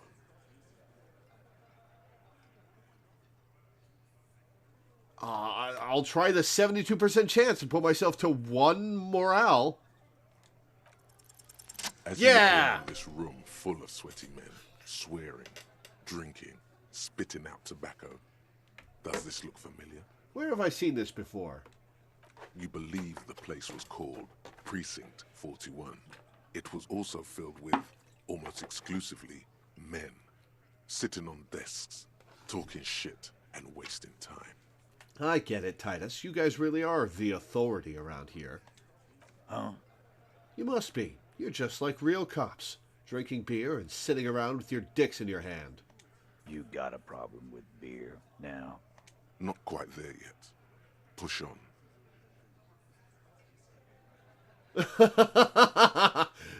I'm also a big fan of beer and jerking off instead of helping people.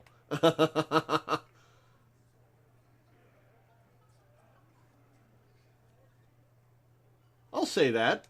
You saying we don't help people? I've been doing this job for 10 years. Martinez was a dump before we put this outfit together. What are your stats? I'll show you in a sec. They don't know, man. They weren't here. We had 3 shootings a week, kids dead, fucking graffito everywhere. You cops haven't shown up since the 30s. Congratulations on the graffito removal. All I see is you sitting around talking about Monica's titties while there's a rape victim. Hearing the word titties come out of Kim's mouth is so weird. That is not a word I ever expected to come out of his mouth. That's jarring. Also, my stats. 4 intellect, 3 psyche, 3 physique, 2 motorics, 2 points in logic, 1 point in drama, 1 point in volition, 1 point in inland empire, 1 point in esprit de corps, 3 points in perception, 2 points in savoir-faire, 1 point in interfacing.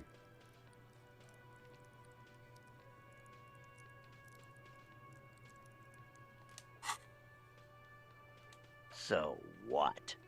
What do you want from me? We took care of that fuck. He picks the beer back up. Don't let him drink that. One more push. Quick. It's not about who did it. It's about the victim. She needs help. Titus? He looks at her. She stops mid-sentence. That's it. You got him. He's going to give it up, but on his terms. You wanna help her, cop? Fine. I'm gonna let you help her. But you treat her with respect. Oh, were we gonna find out who it is? If you don't, if you question her, harass her, a freight train of pain, buddy. What is her name? The lieutenant takes out his notes. Glacia, I'm on due.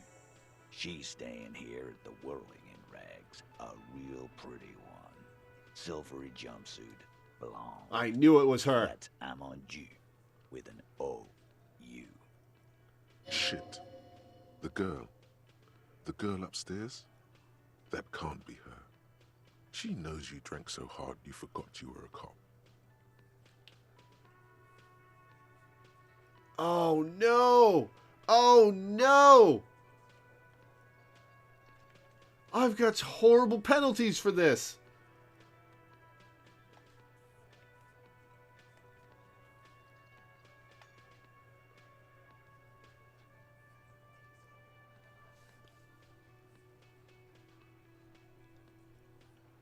This will probably damage my morale. Return to roll. Yep.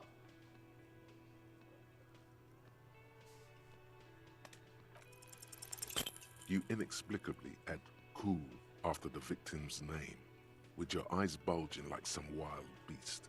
Your fingers are fidgeting and sweat starts forming on your brow as Titus looks at you oddly. I don't understand what's so cool here. Nothing. We just have a few more questions. I need Then healing badly. Calm. Normal. Try to forget this little hiccup.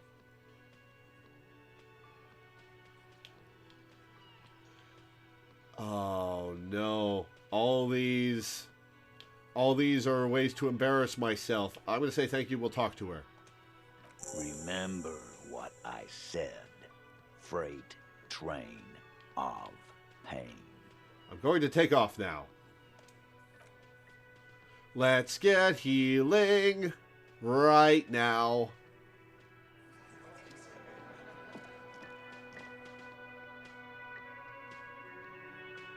Oh, Kim wants to talk.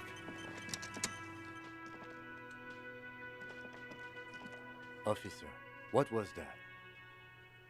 You mean the sweating and the fidgeting when he mentioned her name? Yes. I think I know that woman. The victim? Is there something I should know before we talk to her? Whatever you do, don't say the first thing. Yeah, no shit, Rhetoric. I met her in the hallway after I woke up. Understood. You were not in good shape on Monday. She knows I didn't remember being a cop. Okay, that's manageable.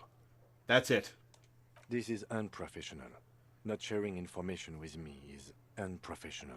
I shared it with you the moment it became relevant, Kim. His opinion of you has lowered considerably. I shared it with you the moment it became relevant, Kim. Alright, let's go heal. Play this game will be interesting now that you know what some things will happen.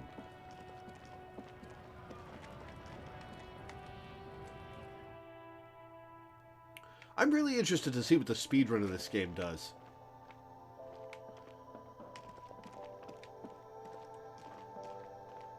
A small cabinet on the wall is filled with various medicine bottles, nasal sprays, and blister packs. They all bear the Saint Baptiste. Okay, here. I hope Saint Baptiste makes you feel better or something.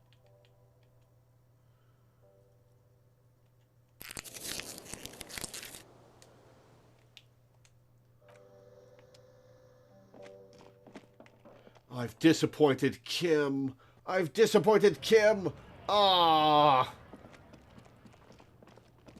Alright, well, let's go up to her room, I guess.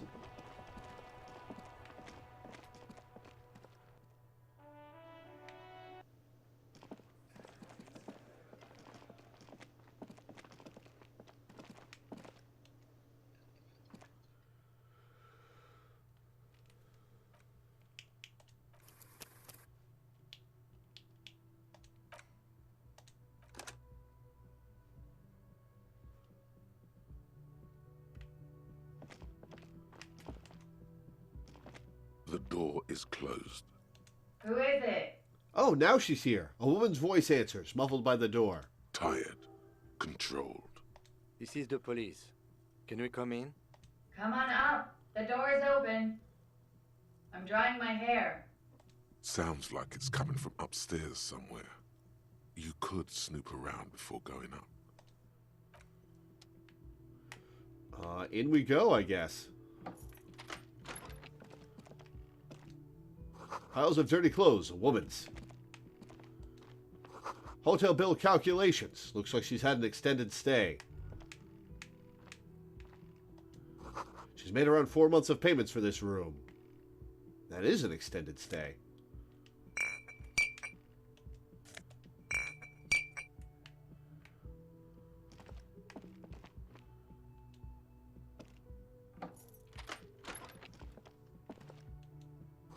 You see the yard below. The corpse is no longer there. Yeah, I noticed.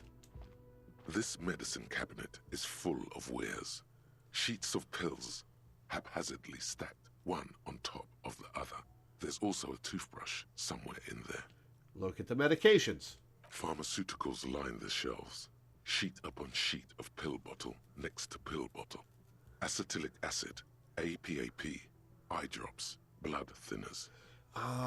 This will probably get me... This will either get me a bonus when talking to her, or will get me a negative if she comes down and catches me.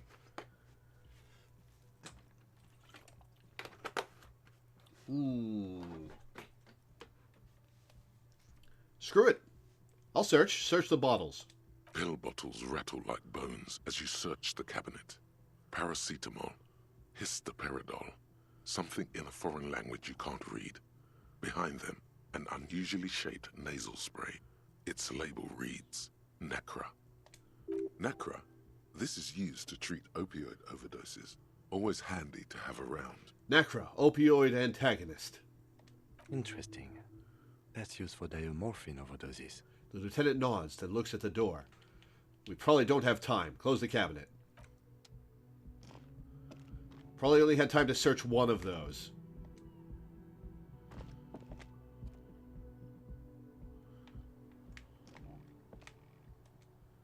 The bed has been hastily made.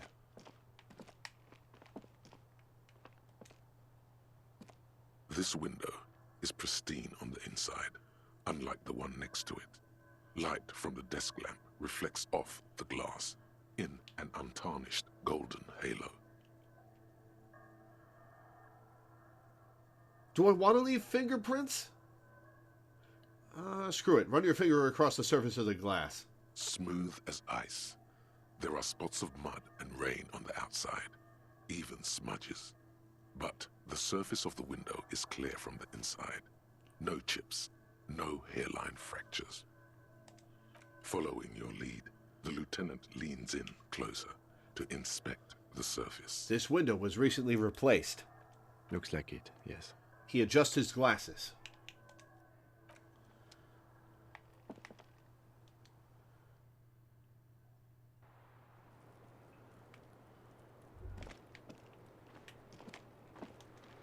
Smell of cigarette smoke in the air. Astra menthol.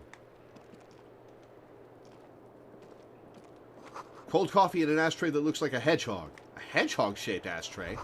Look, a handful of dried white wildflowers. Just as you look at the flowers, a gust of wind raises them from the roof, picking them up in the air.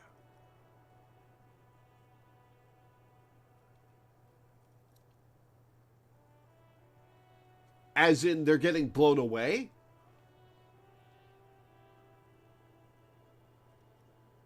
Screw it, I'll try it. The wind brushes them off the roof. They're gone. Damn. Oh well, worth a shot. Probably would have gotten me a bonus with her.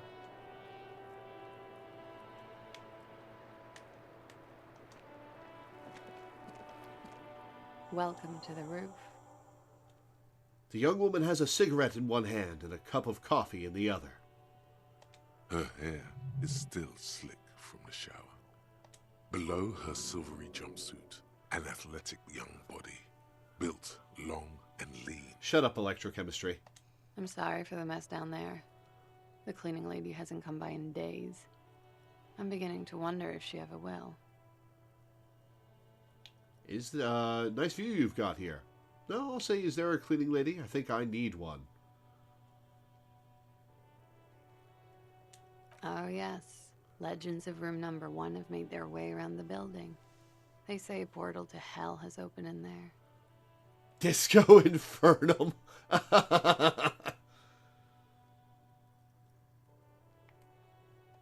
They also say that's why the cleaning lady quit. Because of the Infernum. Oh, it was my fault. Oof. I'm Kim Kitsuragi. I'm a detective from Precinct 57. I see you've already met my colleague. Have I ever? Have you grown accustomed to your role as a police officer?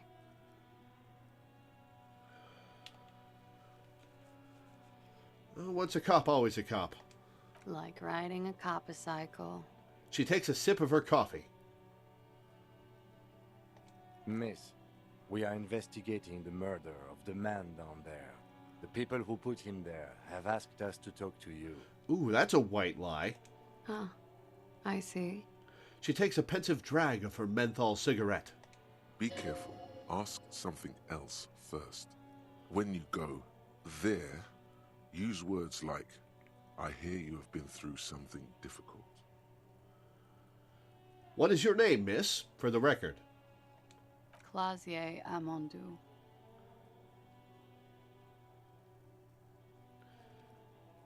And where are you from? Vredefort, Republic of Oranje. How old are you? I'm 28. She takes a drag. What do you do, miss? What is your specialization? Something stupid. What's that? Oranese lit. Literature? Oranese lit? Oranese literature. It's what I studied at the university. She raises both eyebrows. What is Oranese literature about? Fear of failure, fear of death, how it sucks to be Oranese. All national literatures are... only the name of the nation changes. If that's true, then Revacholian lit would fit you like a glove. Thank you. That's it for the record. The record. So official. They tell us you've been through something difficult. Something difficult? I've been through at least half a dozen difficult things. Which one do you mean? Were you sexually assaulted, miss? By sexually assaulted, you mean raped? She takes a quick drag, unperturbed. Coming to terms with it, I see. Yes. It's a bit early in the morning for raped, isn't it? It is pretty early in the morning.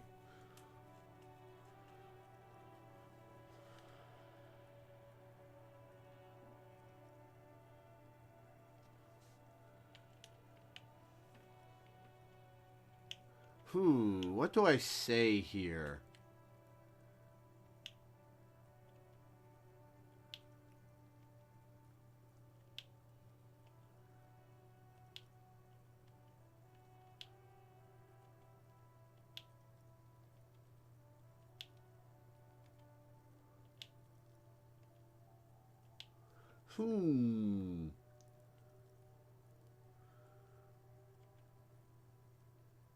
Neither of these seems polite.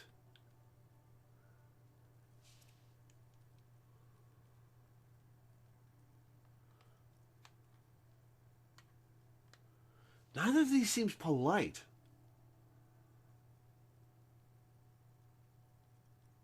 I'll say it's not that early. She looks around. The sun has risen over the sea. People are rushing to work below. It is.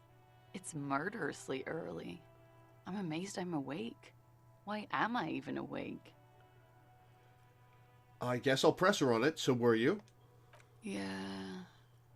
I'm gonna go with not raped. I don't want to say that shit about him.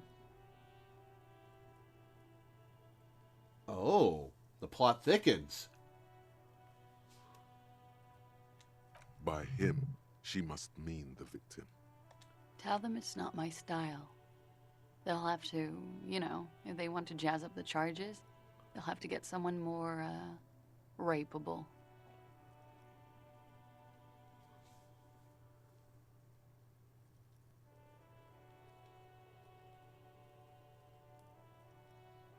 What does that mean? If they want to jazz up the charges, they'll have to get someone more rapeable. The charges?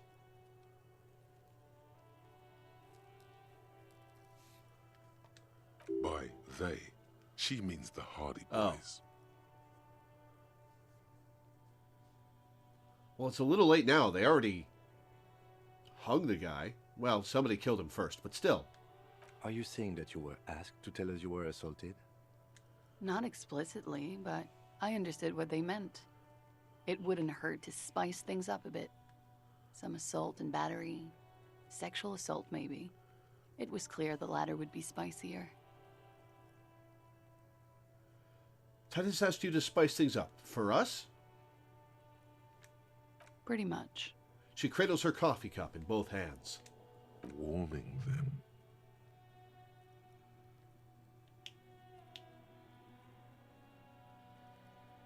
What did happen between you and the victim? We partied. I don't get it. What do you mean partied? We drank, sir. A lot. For weeks, basically. We had that effect on each other. We made each other drink harder. That's why I liked him. Doesn't sound like a likable thing to me. What else? Stimulants. Speed also has that effect, making you drink harder. And then drinking harder makes you do more speed. It's quite the combination. We also had sex. Were feelings involved? A little. The drugs were good enough, and we did enough of them. How did you two meet? The lieutenant's voice is quiet, calm. Downstairs, at the bar. He was on some sort of assignment, a military man, as you probably know. Had a cool, scary scar. When was this? A month ago? Something like that. It must have been hard for you, seeing him there. Oh, yes. I've had a great view. From the roof, out of the bathroom window, in my dreams. Oof. Man, this got even more complicated all of a sudden. Interesting. So they killed him for something unrelated. Or somebody killed him for something unrelated. They hung him to cover up the shooting, and they asked her to lie about it and say he assaulted her.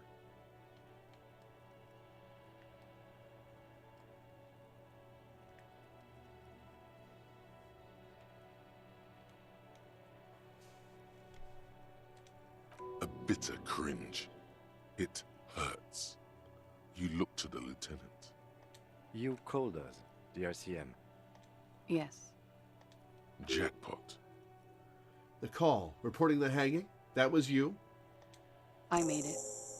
And I would appreciate it if you didn't tell everyone. In Martinez, they call it snitching. Oh, I will tell not a soul. I've already forgotten how to pronounce your name. Clashy? Classy? Reporting crimes is confidential in Ravachol, miss. The caller's voice was disguised, or before we go on, if it's snitching, then why do it? This is why Titus didn't want us questioning her too hard. Because she would tell us things he didn't want us to know.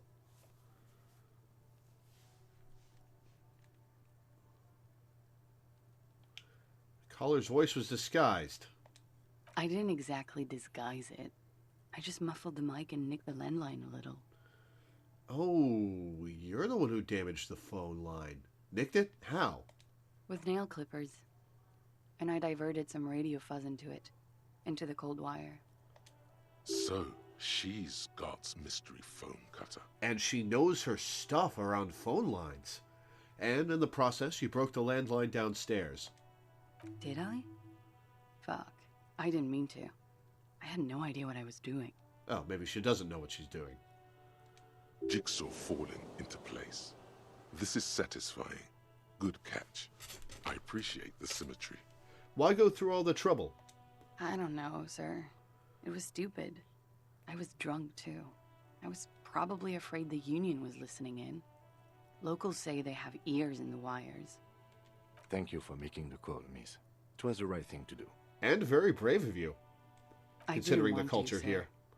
But if I hadn't, he'd still be hanging there. What did they hang him for, if not rape? No. How do the Hardy Boys know you? They're frequent guests downstairs. They have a booth for Union members. They're probably down there now. And how did you meet? Over drinks. It's been a long, boring winter. Did you party? What? A little, yeah. Like you partied with the deceased? No, not as hard. I'm sorry to have to ask this, but have you had a physical relationship with any of the Hardy Boys? I have.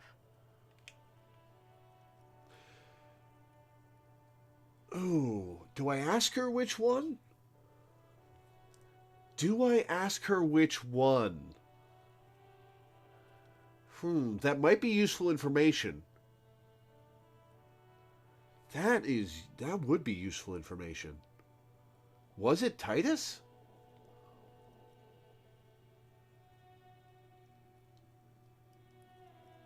Probably not.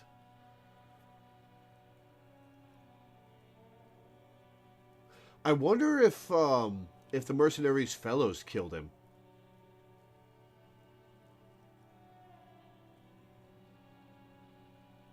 I'm going to ask her which one. Which ones, sir? I don't remember precisely. Titus, obviously.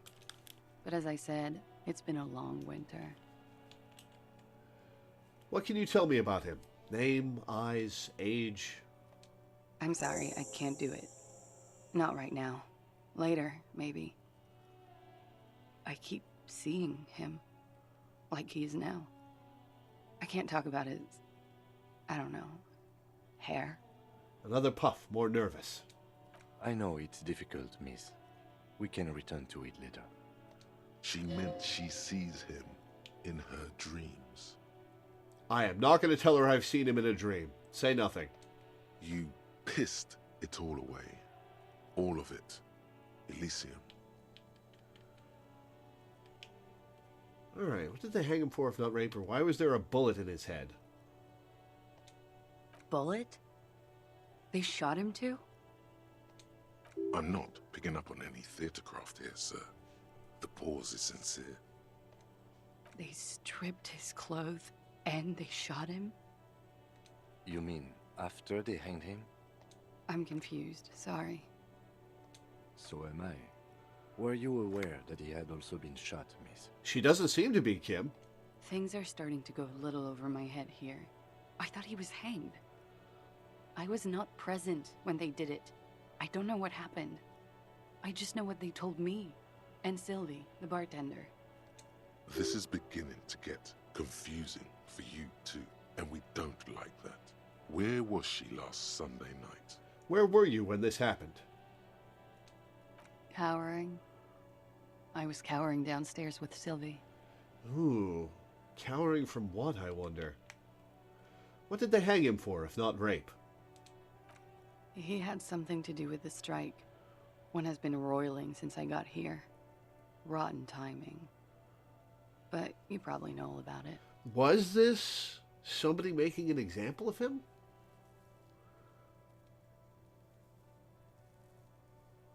And his role in this strike was what?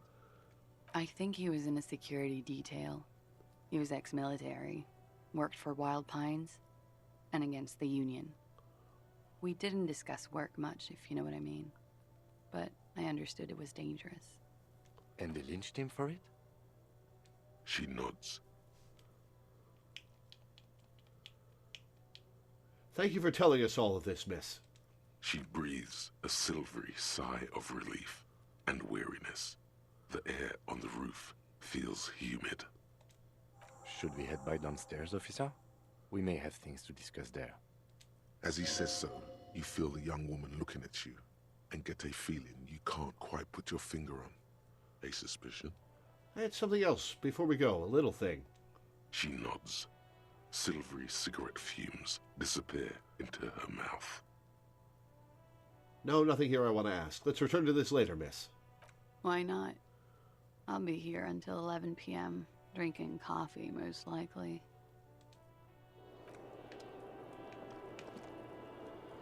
All right, let's get out of here, and I presume Kim wants to talk to me now? He sure does.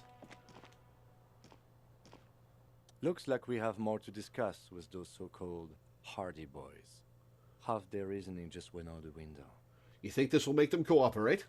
Nothing will make them respect the RCM, but it will disrupt the game they prepared for us. We just stripped off one layer of whatever it is. Her decision to not corroborate their story was definitely not part of the plan. Why did she tell us all of that? What else could she have done? Lie? She saw there was no way to lie and get away with it. Not sure she had to lie. I wouldn't have known. If not you, then me. It was a smart move from her.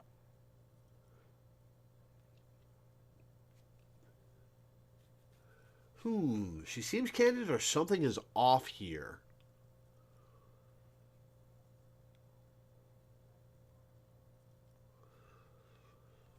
I'm going to say something is off here. You think so? She seemed forthcoming. Unusually so. Being forthcoming about some things is a good way to obscure other things. The best liars are always forthcoming. Anyway, we should move. I suspect our investigation will bring us back here soon enough. The best liars tell the truth.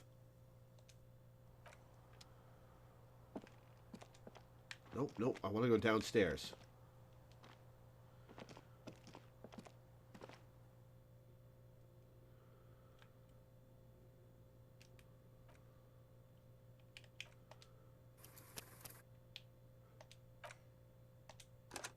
All right, before we continue, I'm going to take a quick break, go to the bathroom, and have a snack. So I'll be back in a couple minutes, guys.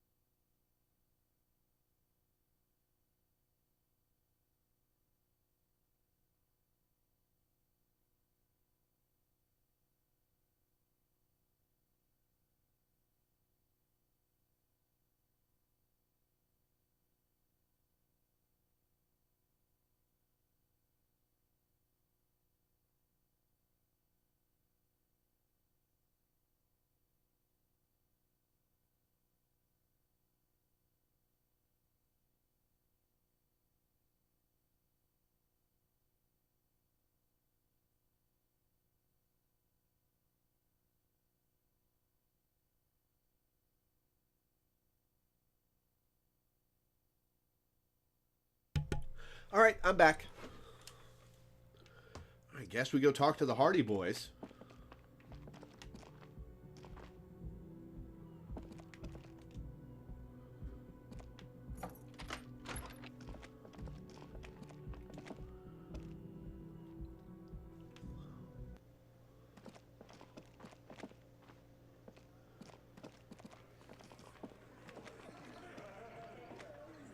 It's you again.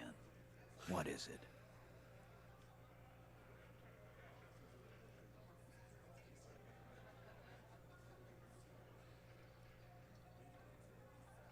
Ooh.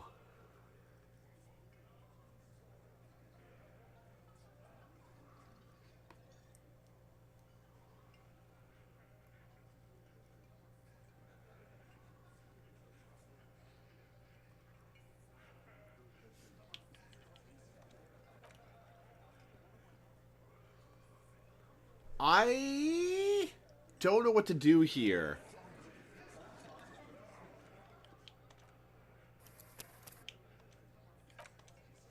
I don't know what to do here.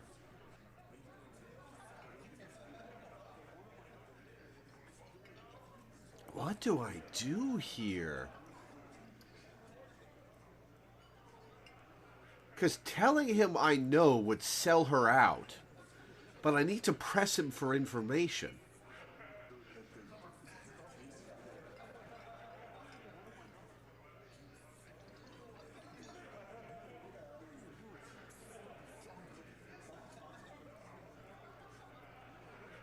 What do I do?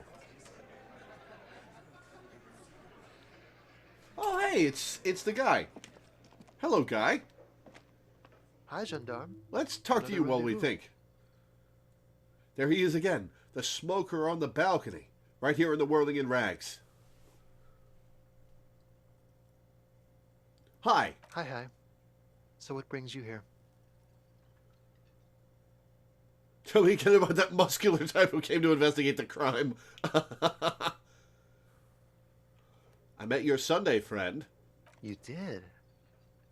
And how did you like him?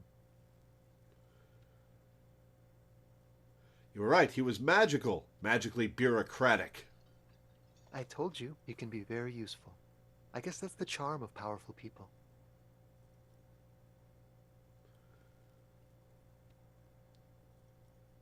What are you two? Friends, I told you. Sunday friends. Friends who like to get together from time to time.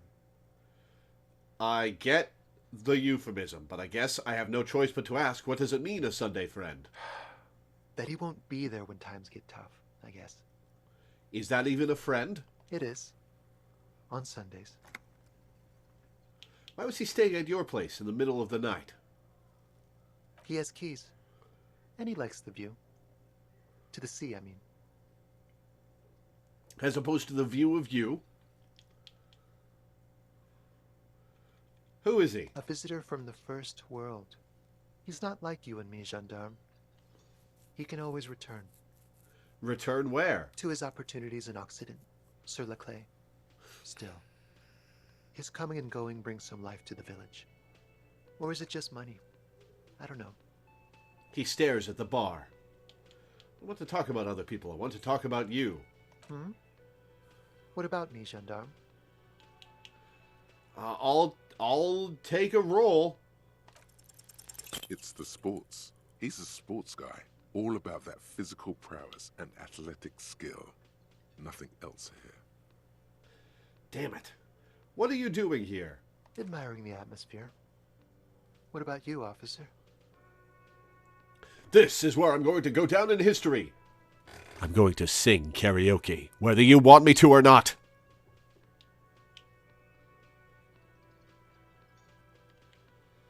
I live here. My room is right upstairs. Convenient. But what are you doing here? Talking to me. Bye-bye, gendarme. Okay, what the hell do we do about Titus? This is a tough decision.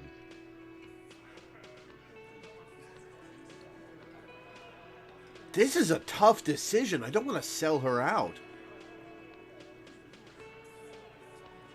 Give you kick ass to sing karaoke and I'm all out of ass.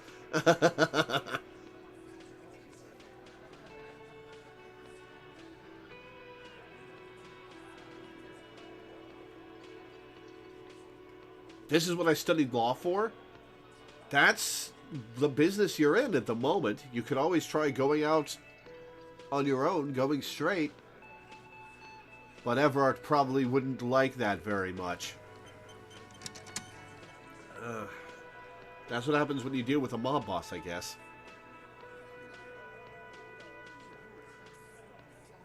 Obviously, you're going to quit someday. You should quit now. I have a friend who's trying to quit smoking. I'm really glad for him. You always check out other things like the waterlock. Yeah, that's what I'm thinking. I'm thinking I might come back to this later. Because we've got a whole new area to explore with the waterlock. Which actually might not open up until 10 a.m.? I can't remember. The decisions in this game are so hard. Wrong way. Let's go sell some bottles. And then we'll go check out the waterlock.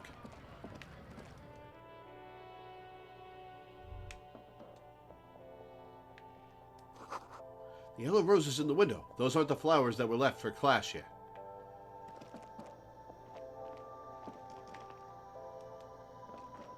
The tear machine stands in the corner. Your bottles clunk into the machine, and the money appears with a this is satisfying tear. jingle. You're a richer man now. Yeah, by 20 cents. A whole 0.2 real. Alright, let's go take a look.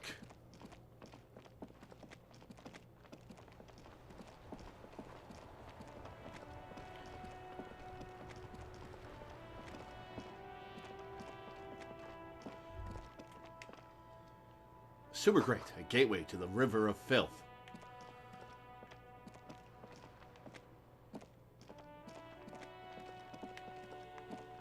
These guys here to fix the waterlock? Hey, they got the stuff out of the way. A rusting control panel with loose wires dangling out from the hole where an indicator light used to be, and a mechanical lever sitting in the middle. You grab the handle and pull the lever up. As soon as the metal connects against the contact pins, you hear a loud clunk. Then, the waterlock starts moving.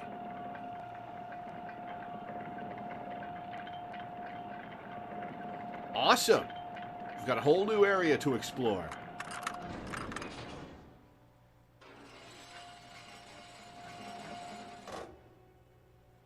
Okay, if we ever need to get to the coast, then this is the way. But please, contain your wanderlust for now. I don't want us to get sidetracked, not with everything that's going on. Well, we've got a couple tasks to do out there, one of which is from Everard. Focus on one thing. Achieve it, then the next, he thinks. That's the task chain.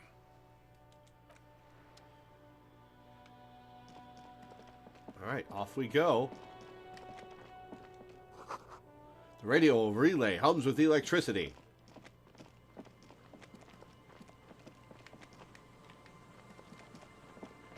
Ooh, Real.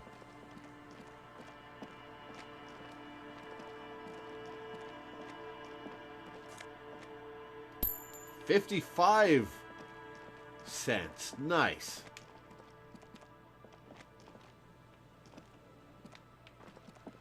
Let's check this green ball first.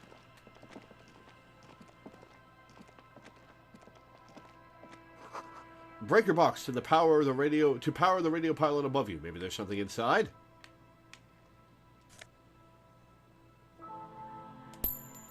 Money. You can still examine that document. What document?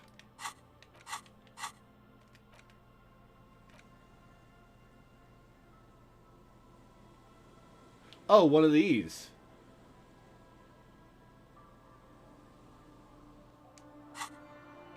That I didn't finish. Ahead, decades-old concrete defenses. Children play on them now.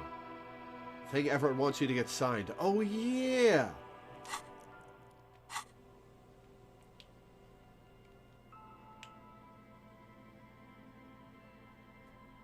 I did fail a white check. Legal documents out of the envelope. I need a point of 12 logic. to 40-month construction period and the zoning plan in the addendum.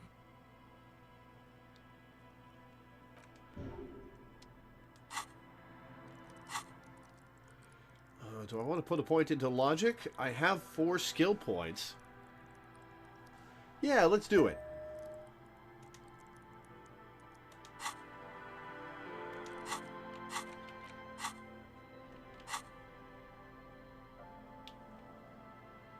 You take the legal documents out of the envelope. Ooh, 97%. Damn. Construction period and the zoning plan in the addendum. There is no loophole. The simple truth is, the current residents are going to lose their street access, and for the next 12 to 40 months, their lives will be dominated by constant construction noise right next door. Wait, what are the ramifications of this? It's going to drive them out so we can buy up their houses. Once the construction starts, it'll probably take a few months, a year maybe, for even the most stubborn occupants to get tired of living like this. After that, they'll sell their property for cheap and move out. Look, Kim, these people are going to have to move away. Can we do something about it? I should have seen it. The lieutenant frowns as he reads over the document again. Everard probably has eyes on us, but we could try to get other people to sign this instead of those listed. Or you could forge their signatures yourself. By the time he finds out, we'll already be gone. Everard's people could be watching you here. Okay, so I do it down the coast. What would forging their signatures accomplish aside from getting their... That would fake their approval. Or, I guess we just want to fool him into,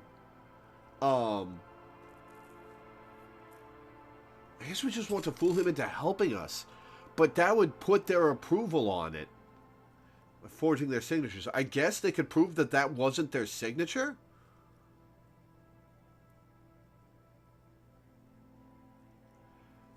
We'll try to forge the documents when we're out of sight.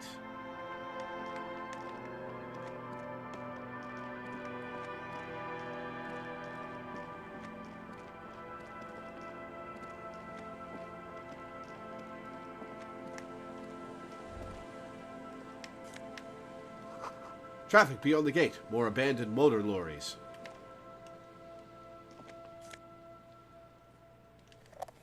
Oh, magnesium. Nice. The sign says no entry. Someone scribbled an inverted star on it.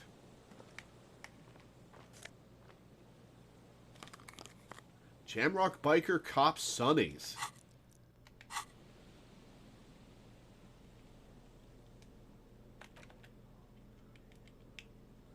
+1 empathy, -1 logic.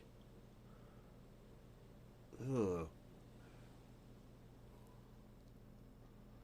I've got good logic skill, but...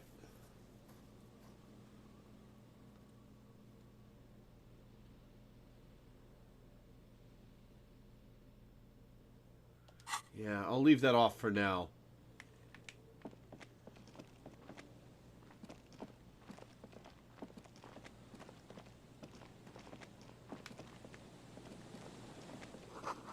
Someone has broken down the fence and the barbed wire. Ooh. What do we have here?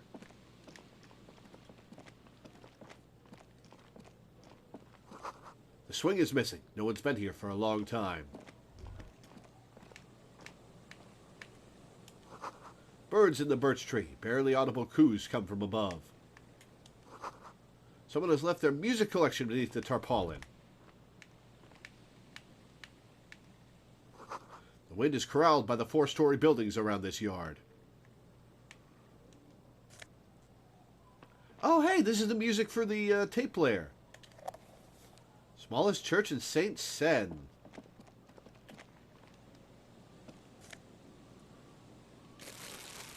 Couple bottles to trade in. Glory, says the graffito, to the ghosts of us. Ooh. 1 real and 20 cents.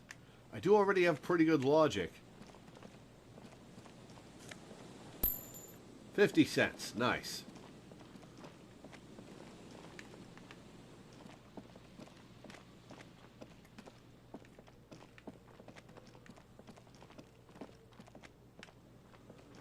Okay, so that's everything that was in the yard? Alright. Rust peels off the bent iron posts of the swing. The wind whistles through the skeleton of the small house behind you. There's desolation everywhere. What happened here? In this yard? The lieutenant looks at the small building. A flock of gray swallows takes off in the distance. He's assessing the situation. How long ago was it abandoned? Someone thought they could have a summer house in a bloc obscure, for cheap. It didn't work out. They abandoned it about a decade ago. What's a bloc obscure? A black bloc. A part of the city left unrenovated after the war. Or one that has fallen to gang violence. Or has become inhospitable in some other way. On aerial photos, bloc obscures look like dark squares, hence their name. So this part of the coast is a bloc obscure? Practically, it's not an official term in any way, but look around. No sewage, broken power lines, crime, drunks. Life is tough in the blocks. It's no place to build a summer house. At least they left some old music behind. Yes, and you picked it up because you're a post-apocalyptic scavenger who collects trash and magnesium blisters. He gives you a weary smile. That is entirely fair. God damn it. Oh, God damn it. You got me. It's not meant as nagging, just an observation. We should move. I don't think we will solve the murder with forays into the urban hinterland, at least in this phase of the investigation. Oh, I wonder if I have to forge it in my room.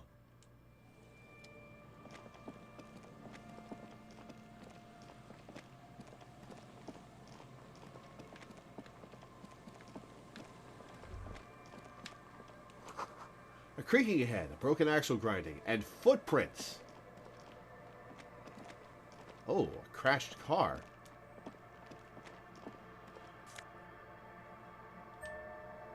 Banged up fuel canister.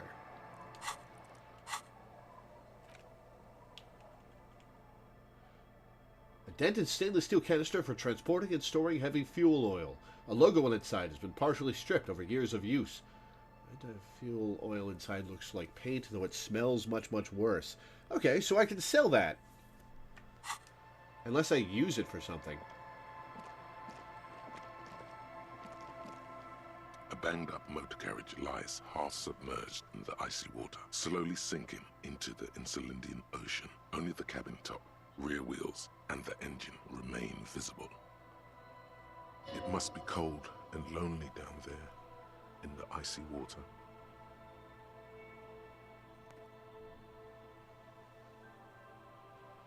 Remember the tire tracks in Martinez?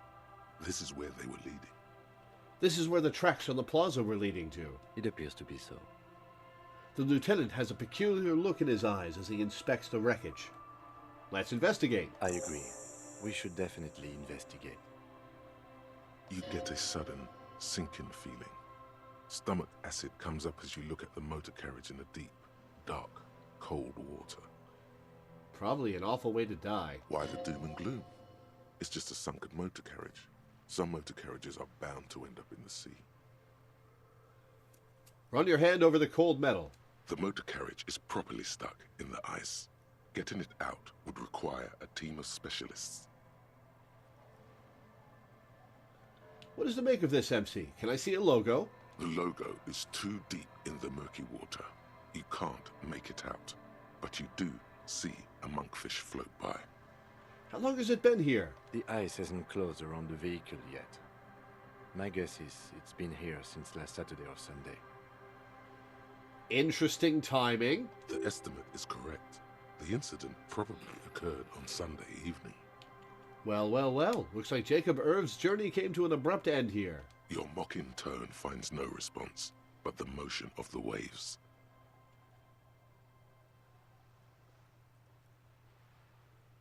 Enough gloating. This is serious. Yes, quite. The lieutenant seems to be inspecting you more closely than the motor carriage. I shouldn't have said that. What should we do? Let's wait for the low tide and see what's inside. Great idea. Then we can get the things inside. The joyrider must have left something good inside. Guns, papers, maybe a cool jacket. A joyrider jacket. A joyrider jacket. You feel a strange connection to this joyrider. Maybe he's from some kind of joyriders district and likes blue and white racing livery, like a cop would. How is that esprit de corps? How long will it take for the low tide to come in? I don't know. An hour or two, tops? Also, low tide doesn't come in, it goes out. Sit on the swing and wait for the tide to recede. Oh, I have to do that. I don't have a choice.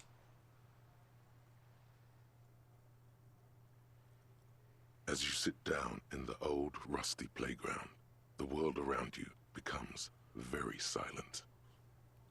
The hinges creak under your weight, dangerously so.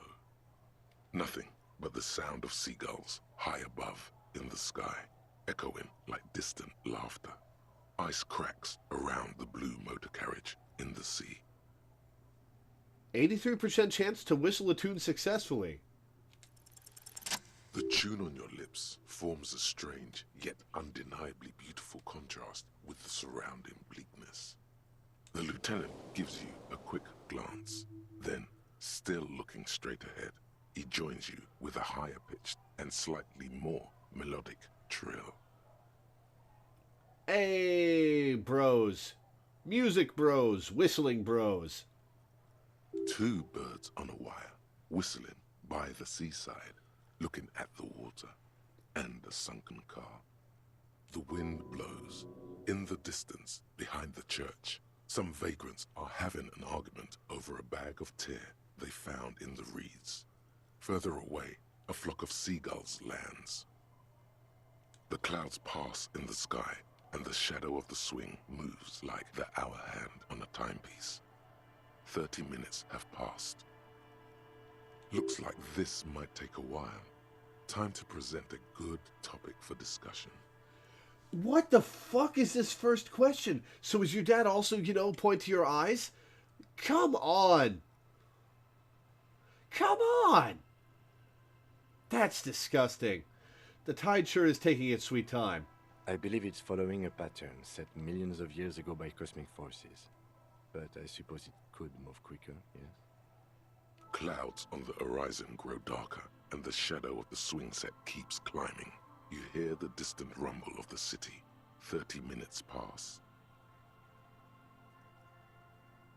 You have to side with either the strikers or the shipping company. Who would you choose? Luckily, I am already a member of an independent organization, and therefore do not have to choose between a rock and a hard place. Nice dodge, Kim. But if someone puts a gun to your head... Your voice echoes on the water, strange and out of place in the environment. 30 more minutes pass. Can you make out the mark now? Detective, I've been able to make out the mark ever since we arrived. I find it odd that you haven't. This is my car! Model 40. His eyes turn to you. It is a simple and rugged machine, favored by working men, government offices, firefighters, animal control people, those kinds of people. Is that a number on the side? Yes, 41. What do you think it stands for? It's as if he knows what it stands for, but wants you to say it. It's pedagogical. Does he know something about the driver of this vehicle?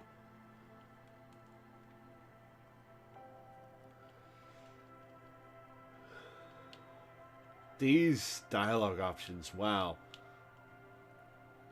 I hate guessing. District something? A precinct? Something municipal? Oh no, I'm going to say, oh god, no. I'm sorry, Harry. I'm so sorry. 41. Precinct 41. A massive pit opens up in your stomach, and the most terrible feeling comes over you. Oh God, Harry. Oh God, Harry. What did you do? No. Just no. Say no to this, Harry. Oh my god, it's mine. I drove my car into the sea. That's a lot of question marks and exclamation points. Really driving the point home.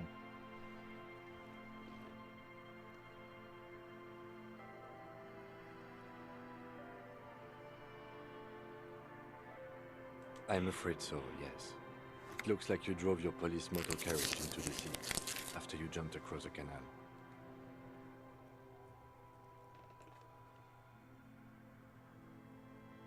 They're not going to take me back after this, are they?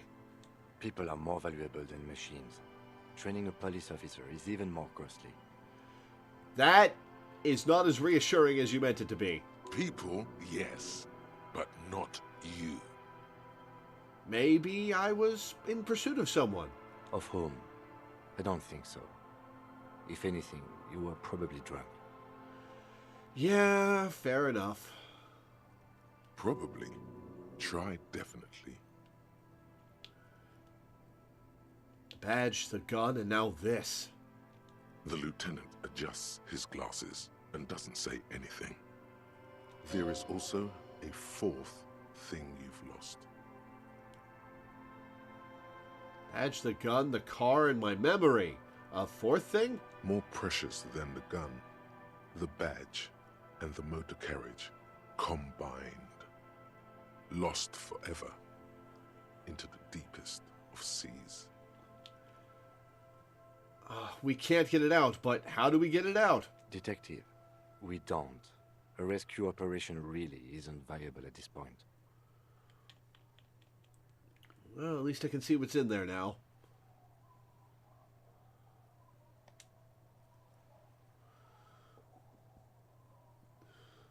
Yes. Let's go take a look. Well, this is... oof. This is a big oof. Bottle drained of all its booze is frozen to the ice. I wonder if that's mine. Gee, you think? Oh, my badge. And my coat. I'm a commander. Ice just off the coast crackles, shifting.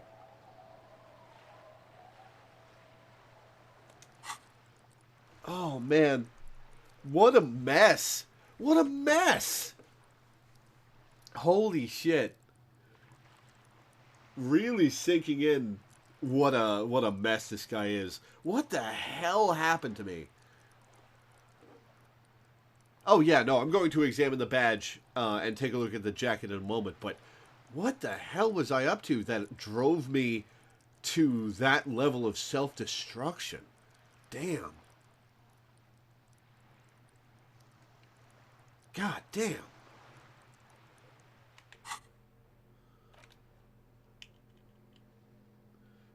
Oh, +1 esprit de corps, visual calculus, sharp eye. A black uniform jacket with RCM's signature white rectangle on its right sleeve. And backside. Letters inside the collar read, LTN 2JFR. The jacket is of exceptional quality, other than some minor wear and tear. What is my current jacket?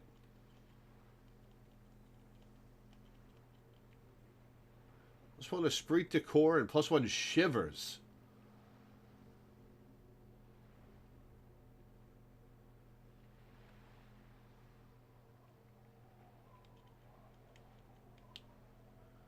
+1 visual calculus. Shivers or visual calculus? What are my scores in both?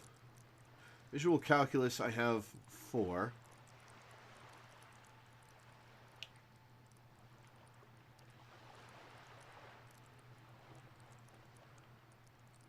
Signature skill? Is that from getting a bunch of successes or from having the most points put into it? No, because I also have 3 points in logic.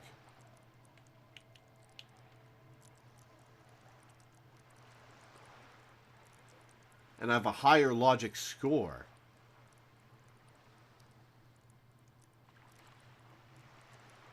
I picked that at the start of the game, right. Sorry, it's been a couple months.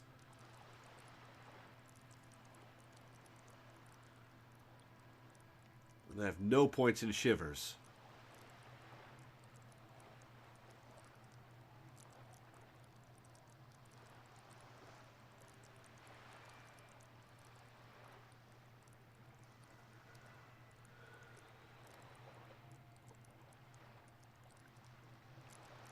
So why is Savoir-Faire a facehugger?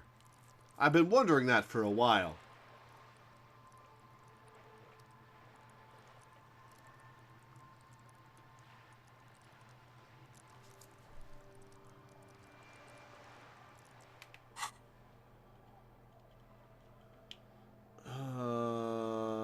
Yeah, let's go with... Shivers is interesting dialogue, though, but visual calculus is probably more useful. It would cover the horrible clothes I'm wearing, at least.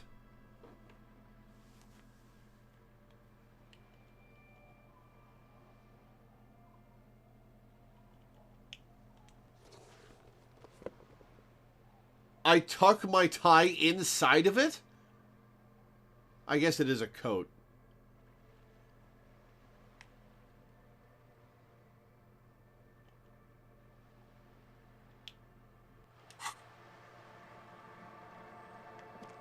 Oh yeah, I gotta look at the badge.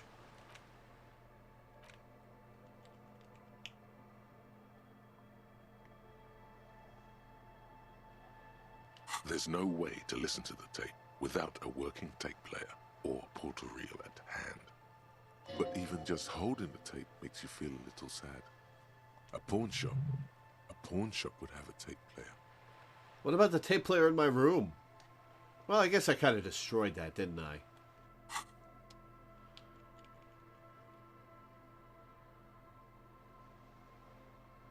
Oh, that picture on my badge is much better than the face I've got on me right now.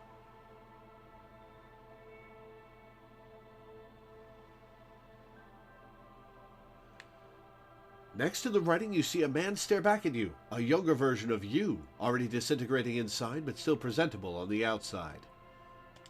A police badge on which you see the photo of a man. You. Some seaweed is stuck to the back. I found my badge! At least something good came out of all this. The lieutenant glances at the badge in your hands. Study the badge. Encased between 2 durable plastic sheets is a bluish card with lines of information and a watermark in the shape of the street grid of Revachol West. You see a photo, a name, a rank, a document number, the date of issue, and, in the lower right corner, your precinct. Look at the photo. The man keeps winking at you with his green-gray eyes. The photo is old, no doubt about that. But the badge is new. You used an old photo for a new badge. Embarrassed of how I look now. How old? 8, maybe 10 years. The guy in the picture is rather good looking. He's got a nice haircut and is distinctly lacking in massive sideburns. And he's winking? Why? What do you think? His face is already contorted by the expression, although it looks less grotesque on him than it does on you now. So am I just wandering around with that expression frozen on my face until I can get it off in the mirror? No wonder people think I'm weird. It looks better on him because he isn't in as much pain while producing it as you are now. Although there's already a hint of that pain, certainly. Don't be fooled. The bad times have already begun. Wake up the past and tell it to stay awake. The bad times are here to stay. The badge in your hand shines as you rotate it, catching light. You see lines of information on it, and a shining watermark. Name, Harrier Dubois. Harrier? That's long for Harry. So you are Harry. Evrard was half right. Probably not a lot of people know your full name. Whoever told him you're Harry Dubois didn't. What kind of a name is Harrier? It's a wartime name. Revolutionary. The kind mothers give their sons during troubled times. Like Undying or Boxer or Ironhide. Who names their kid Undying? Somebody with wishful thinking, I guess. A name like armor. Harrier Dubois it is, then. Pleased to make your acquaintance, Harrier Dubois. Pleased to make your acquaintance, Kim Kitsuragi. He's not going to call you Harrier. He'll keep calling you officer when he's angry with you, and detective when he's not. The badge in your hands shines as you rotate it, catching light. You see lines of information. Rank, Lieutenant 2 JFR. Lieutenant W. Freighter. Freighter? What is a Lieutenant W. Freighter? The lieutenant is a rank above sergeant and below captain. It's the highest rank in the RCM that still does field work. I am a lieutenant. And a W. Freighter? That's what I want to know. The title of Freighter is added to your rank when you decline a promotion to a higher rank. In your case, captain. You have declined twice, thus you're W. Freighter. Declined? There are many reasons one would do this. The rank above you in your precinct's decomptage might be taken, or sometimes promoted officers do not want to replace their superiors, out of respect. And sometimes they just prefer the type of police work available to their current rank. In your case, lieutenant. Probably that one. Heavy-duty case-solving machine. What's a decomptage? Decomptage is the hierarchical system employed by the Revachol citizens' militia. It means counting down to twos. The countdown is modeled after the dual leadership system employed by the left during the revolution, which, in turn, was developed by last-century experimental psychologists in the University of Königstein. The lowest rank is junior officer, usually teenagers. Then there are the patrol officers, then sergeants, lieutenants, then a captain. That's basically it, except for a few kinks. What kinks? Kinks like satellite officers and the additionally a freighter rank I already explained. The long and short of it is, you're his superior. So you've been putting up with me because we're of the same rank? I'm not going to say I'm his superior. That would be insulting and unhelpful. And arrogant. So you've been putting up with me because we're of the same rank? No, I've been putting up with you because, despite an unconventional approach, you are doing good police work. Well, thank you. That's the most sincere compliment anybody's paid me since I woke up without my memory. It matters more than driving your motor carriage into the sea. And now we've even found your badge. Matters more than driving your motor carriage into the sea. He is legitimately trying to cheer me up about this. Camaraderie. Whistling bros. He trusts you, for now. Try not to spoil it. Turn back to the document. Such a small yet precious thing. Expensive paper caught between thick plastic, like a fly in amber. It reads... Serial. Rev 12 6205 Jam 41. That's just the serial number. Revachol, Jamrock, Precinct 41, with some numbers thrown in there for good measure. The numbers are not there for good measure. They have an administrative purpose, one that's unfortunately been erased from your memory. If you've been fucking about and damaged Kim's opinion of you, he will say he's sticking around to save the investigation from you? Oh man, I'm glad I didn't destroy his opinion of me by now. Oh, even though I did fuck up pretty badly with Titus. Date of issue, 7th of November, 50. 4 months ago. I'm guessing that's when you were promoted to the rank of Lieutenant W. Freighter. A new badge usually comes with a new rank. You seem to have been doing well then.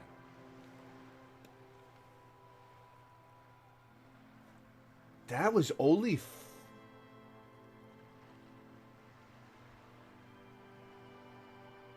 So I'm freshly W-freighted. It takes a lot to get to that point. Fair enough.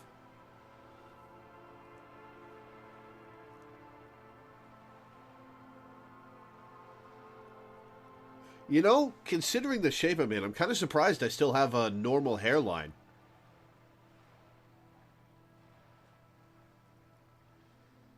The case created a lot of edge you have to take off. The death march really gets us going. You're pretty sure you weren't doing well, but better? Probably yes. What drove me to be in this state? A lot can happen in 4 months, especially in winter. The winters are never easy on you, of that you are sure. Huh. What if I shot the guy?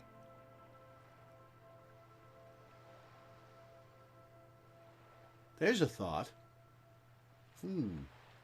Precinct 41. Yes, it's the designation of your precinct. 41. Like mine says 57. The 57th is mostly industrial harbor. A lot of asphalt. The 41st is... What? It's a tough station to work in. You have all of Jamrock to cover. That district should have 3 precincts, but money is what it is. No wonder I've solved so many cases then. It's no wonder you are like you are, he thinks. But then again, it's a legendary district, and a hell of a station too. It must be an honor and a curse to work with people like Price, McCoy, Berdiaeva. Well, I wouldn't know. Roberts, Feuerbach, Dimitri. Suddenly, names from your decomptage flash in your forebrain. The badge in your hand shines as you rotate it, catching the... Interesting. Well, that's a lot of information about myself. Kind of surprised I didn't get a trophy for finding out my own name. This is it. The scene of the party. The fire pit. Cigarettes and empty bottles all evidence it. Hold up, don't you mean scene of the crime? Not as such. I'm talking about what came after the party scene. Yeah, sure does look like a lot of folks partied here. Looks like they were here a while, judging from all the bottles. The sunken motor carriage provided them a focal point, like a goose ice sculpture or a chocolate fountain. Hey, Kim, looks like we've had a couple of party-goers here. Looks like it.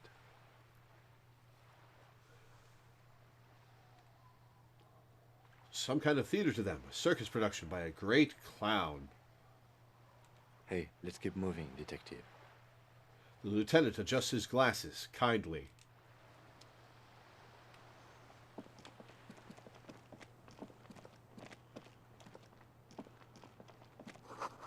Footprints in the snow. They lead away from the accident.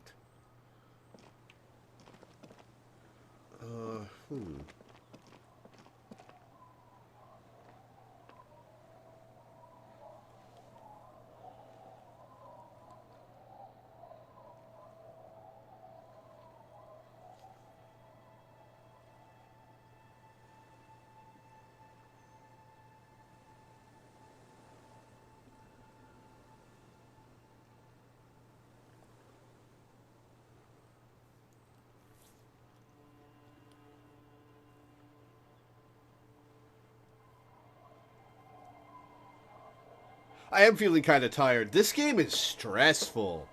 Everything you do has so much impact, and it's so important. And you never know what's going to happen. I was just thinking that I might ask to end this here and do the last couple hours on next Sunday. And I was going to offer to throw in an extra hour because of the split up.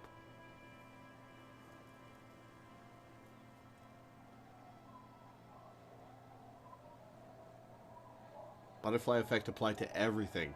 Everything in this game has so much impact. Holy shit. Damn.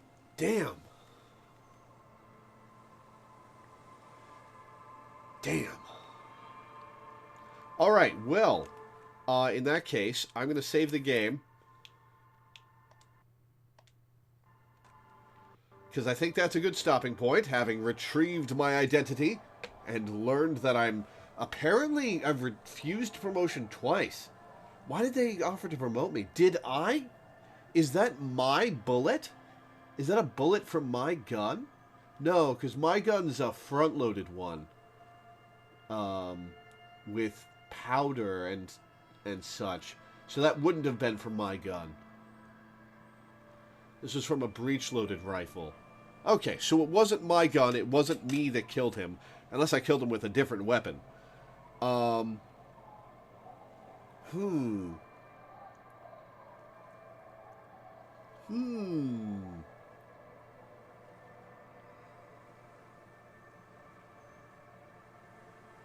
It would be an interesting twist if it was me who killed him, though.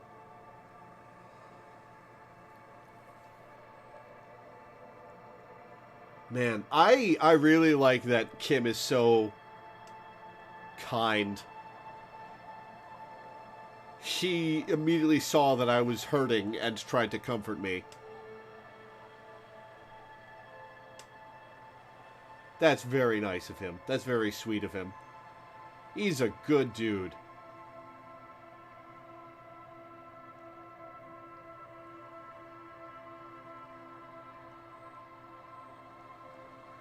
What can you say for certain about the murder at this point? Well, he got shot, and that's the only thing we're certain of. We don't know why he was hung. We don't know what he did, because it wasn't raping that lady.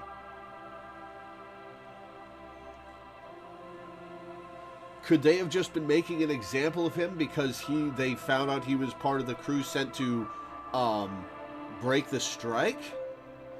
Probably not.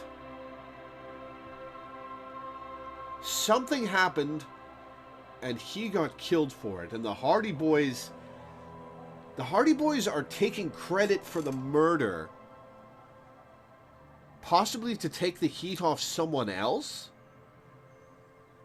Because they know they're basically untouchable by the police. But somebody else did the murder. Are they trying to draw attention away from them?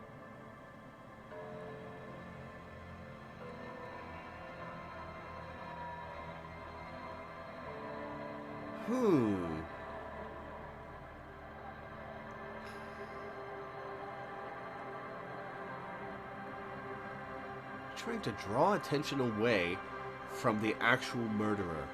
The lady driver was with them too. Maybe she was directing them to do this? But wasn't involved with the murder? Interesting.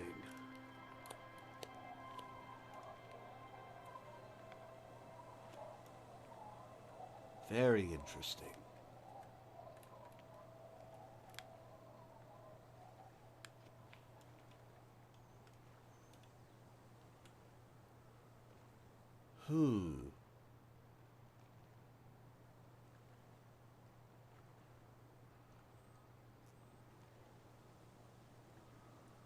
Yeah, Kim is the best.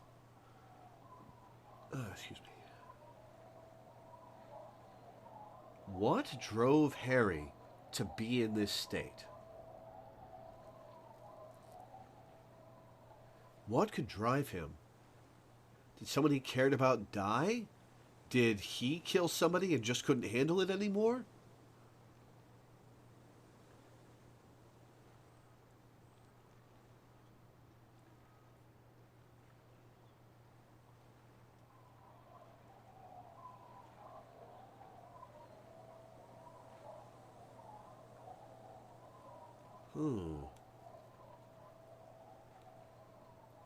Alright, well, that's going to be it for today. Very interesting stream today. I'm going to have a lot to think about. We will continue this on Sunday for the last part of this month's streams. This game is stressful. I like it, but it is stressful. Everything you do has so many consequences. And you have so few resources to attempt things with. But yeah, that'll be it for today. Thank you guys for tuning in. Thanks for hanging out. Thanks for watching. And I will see you guys next time.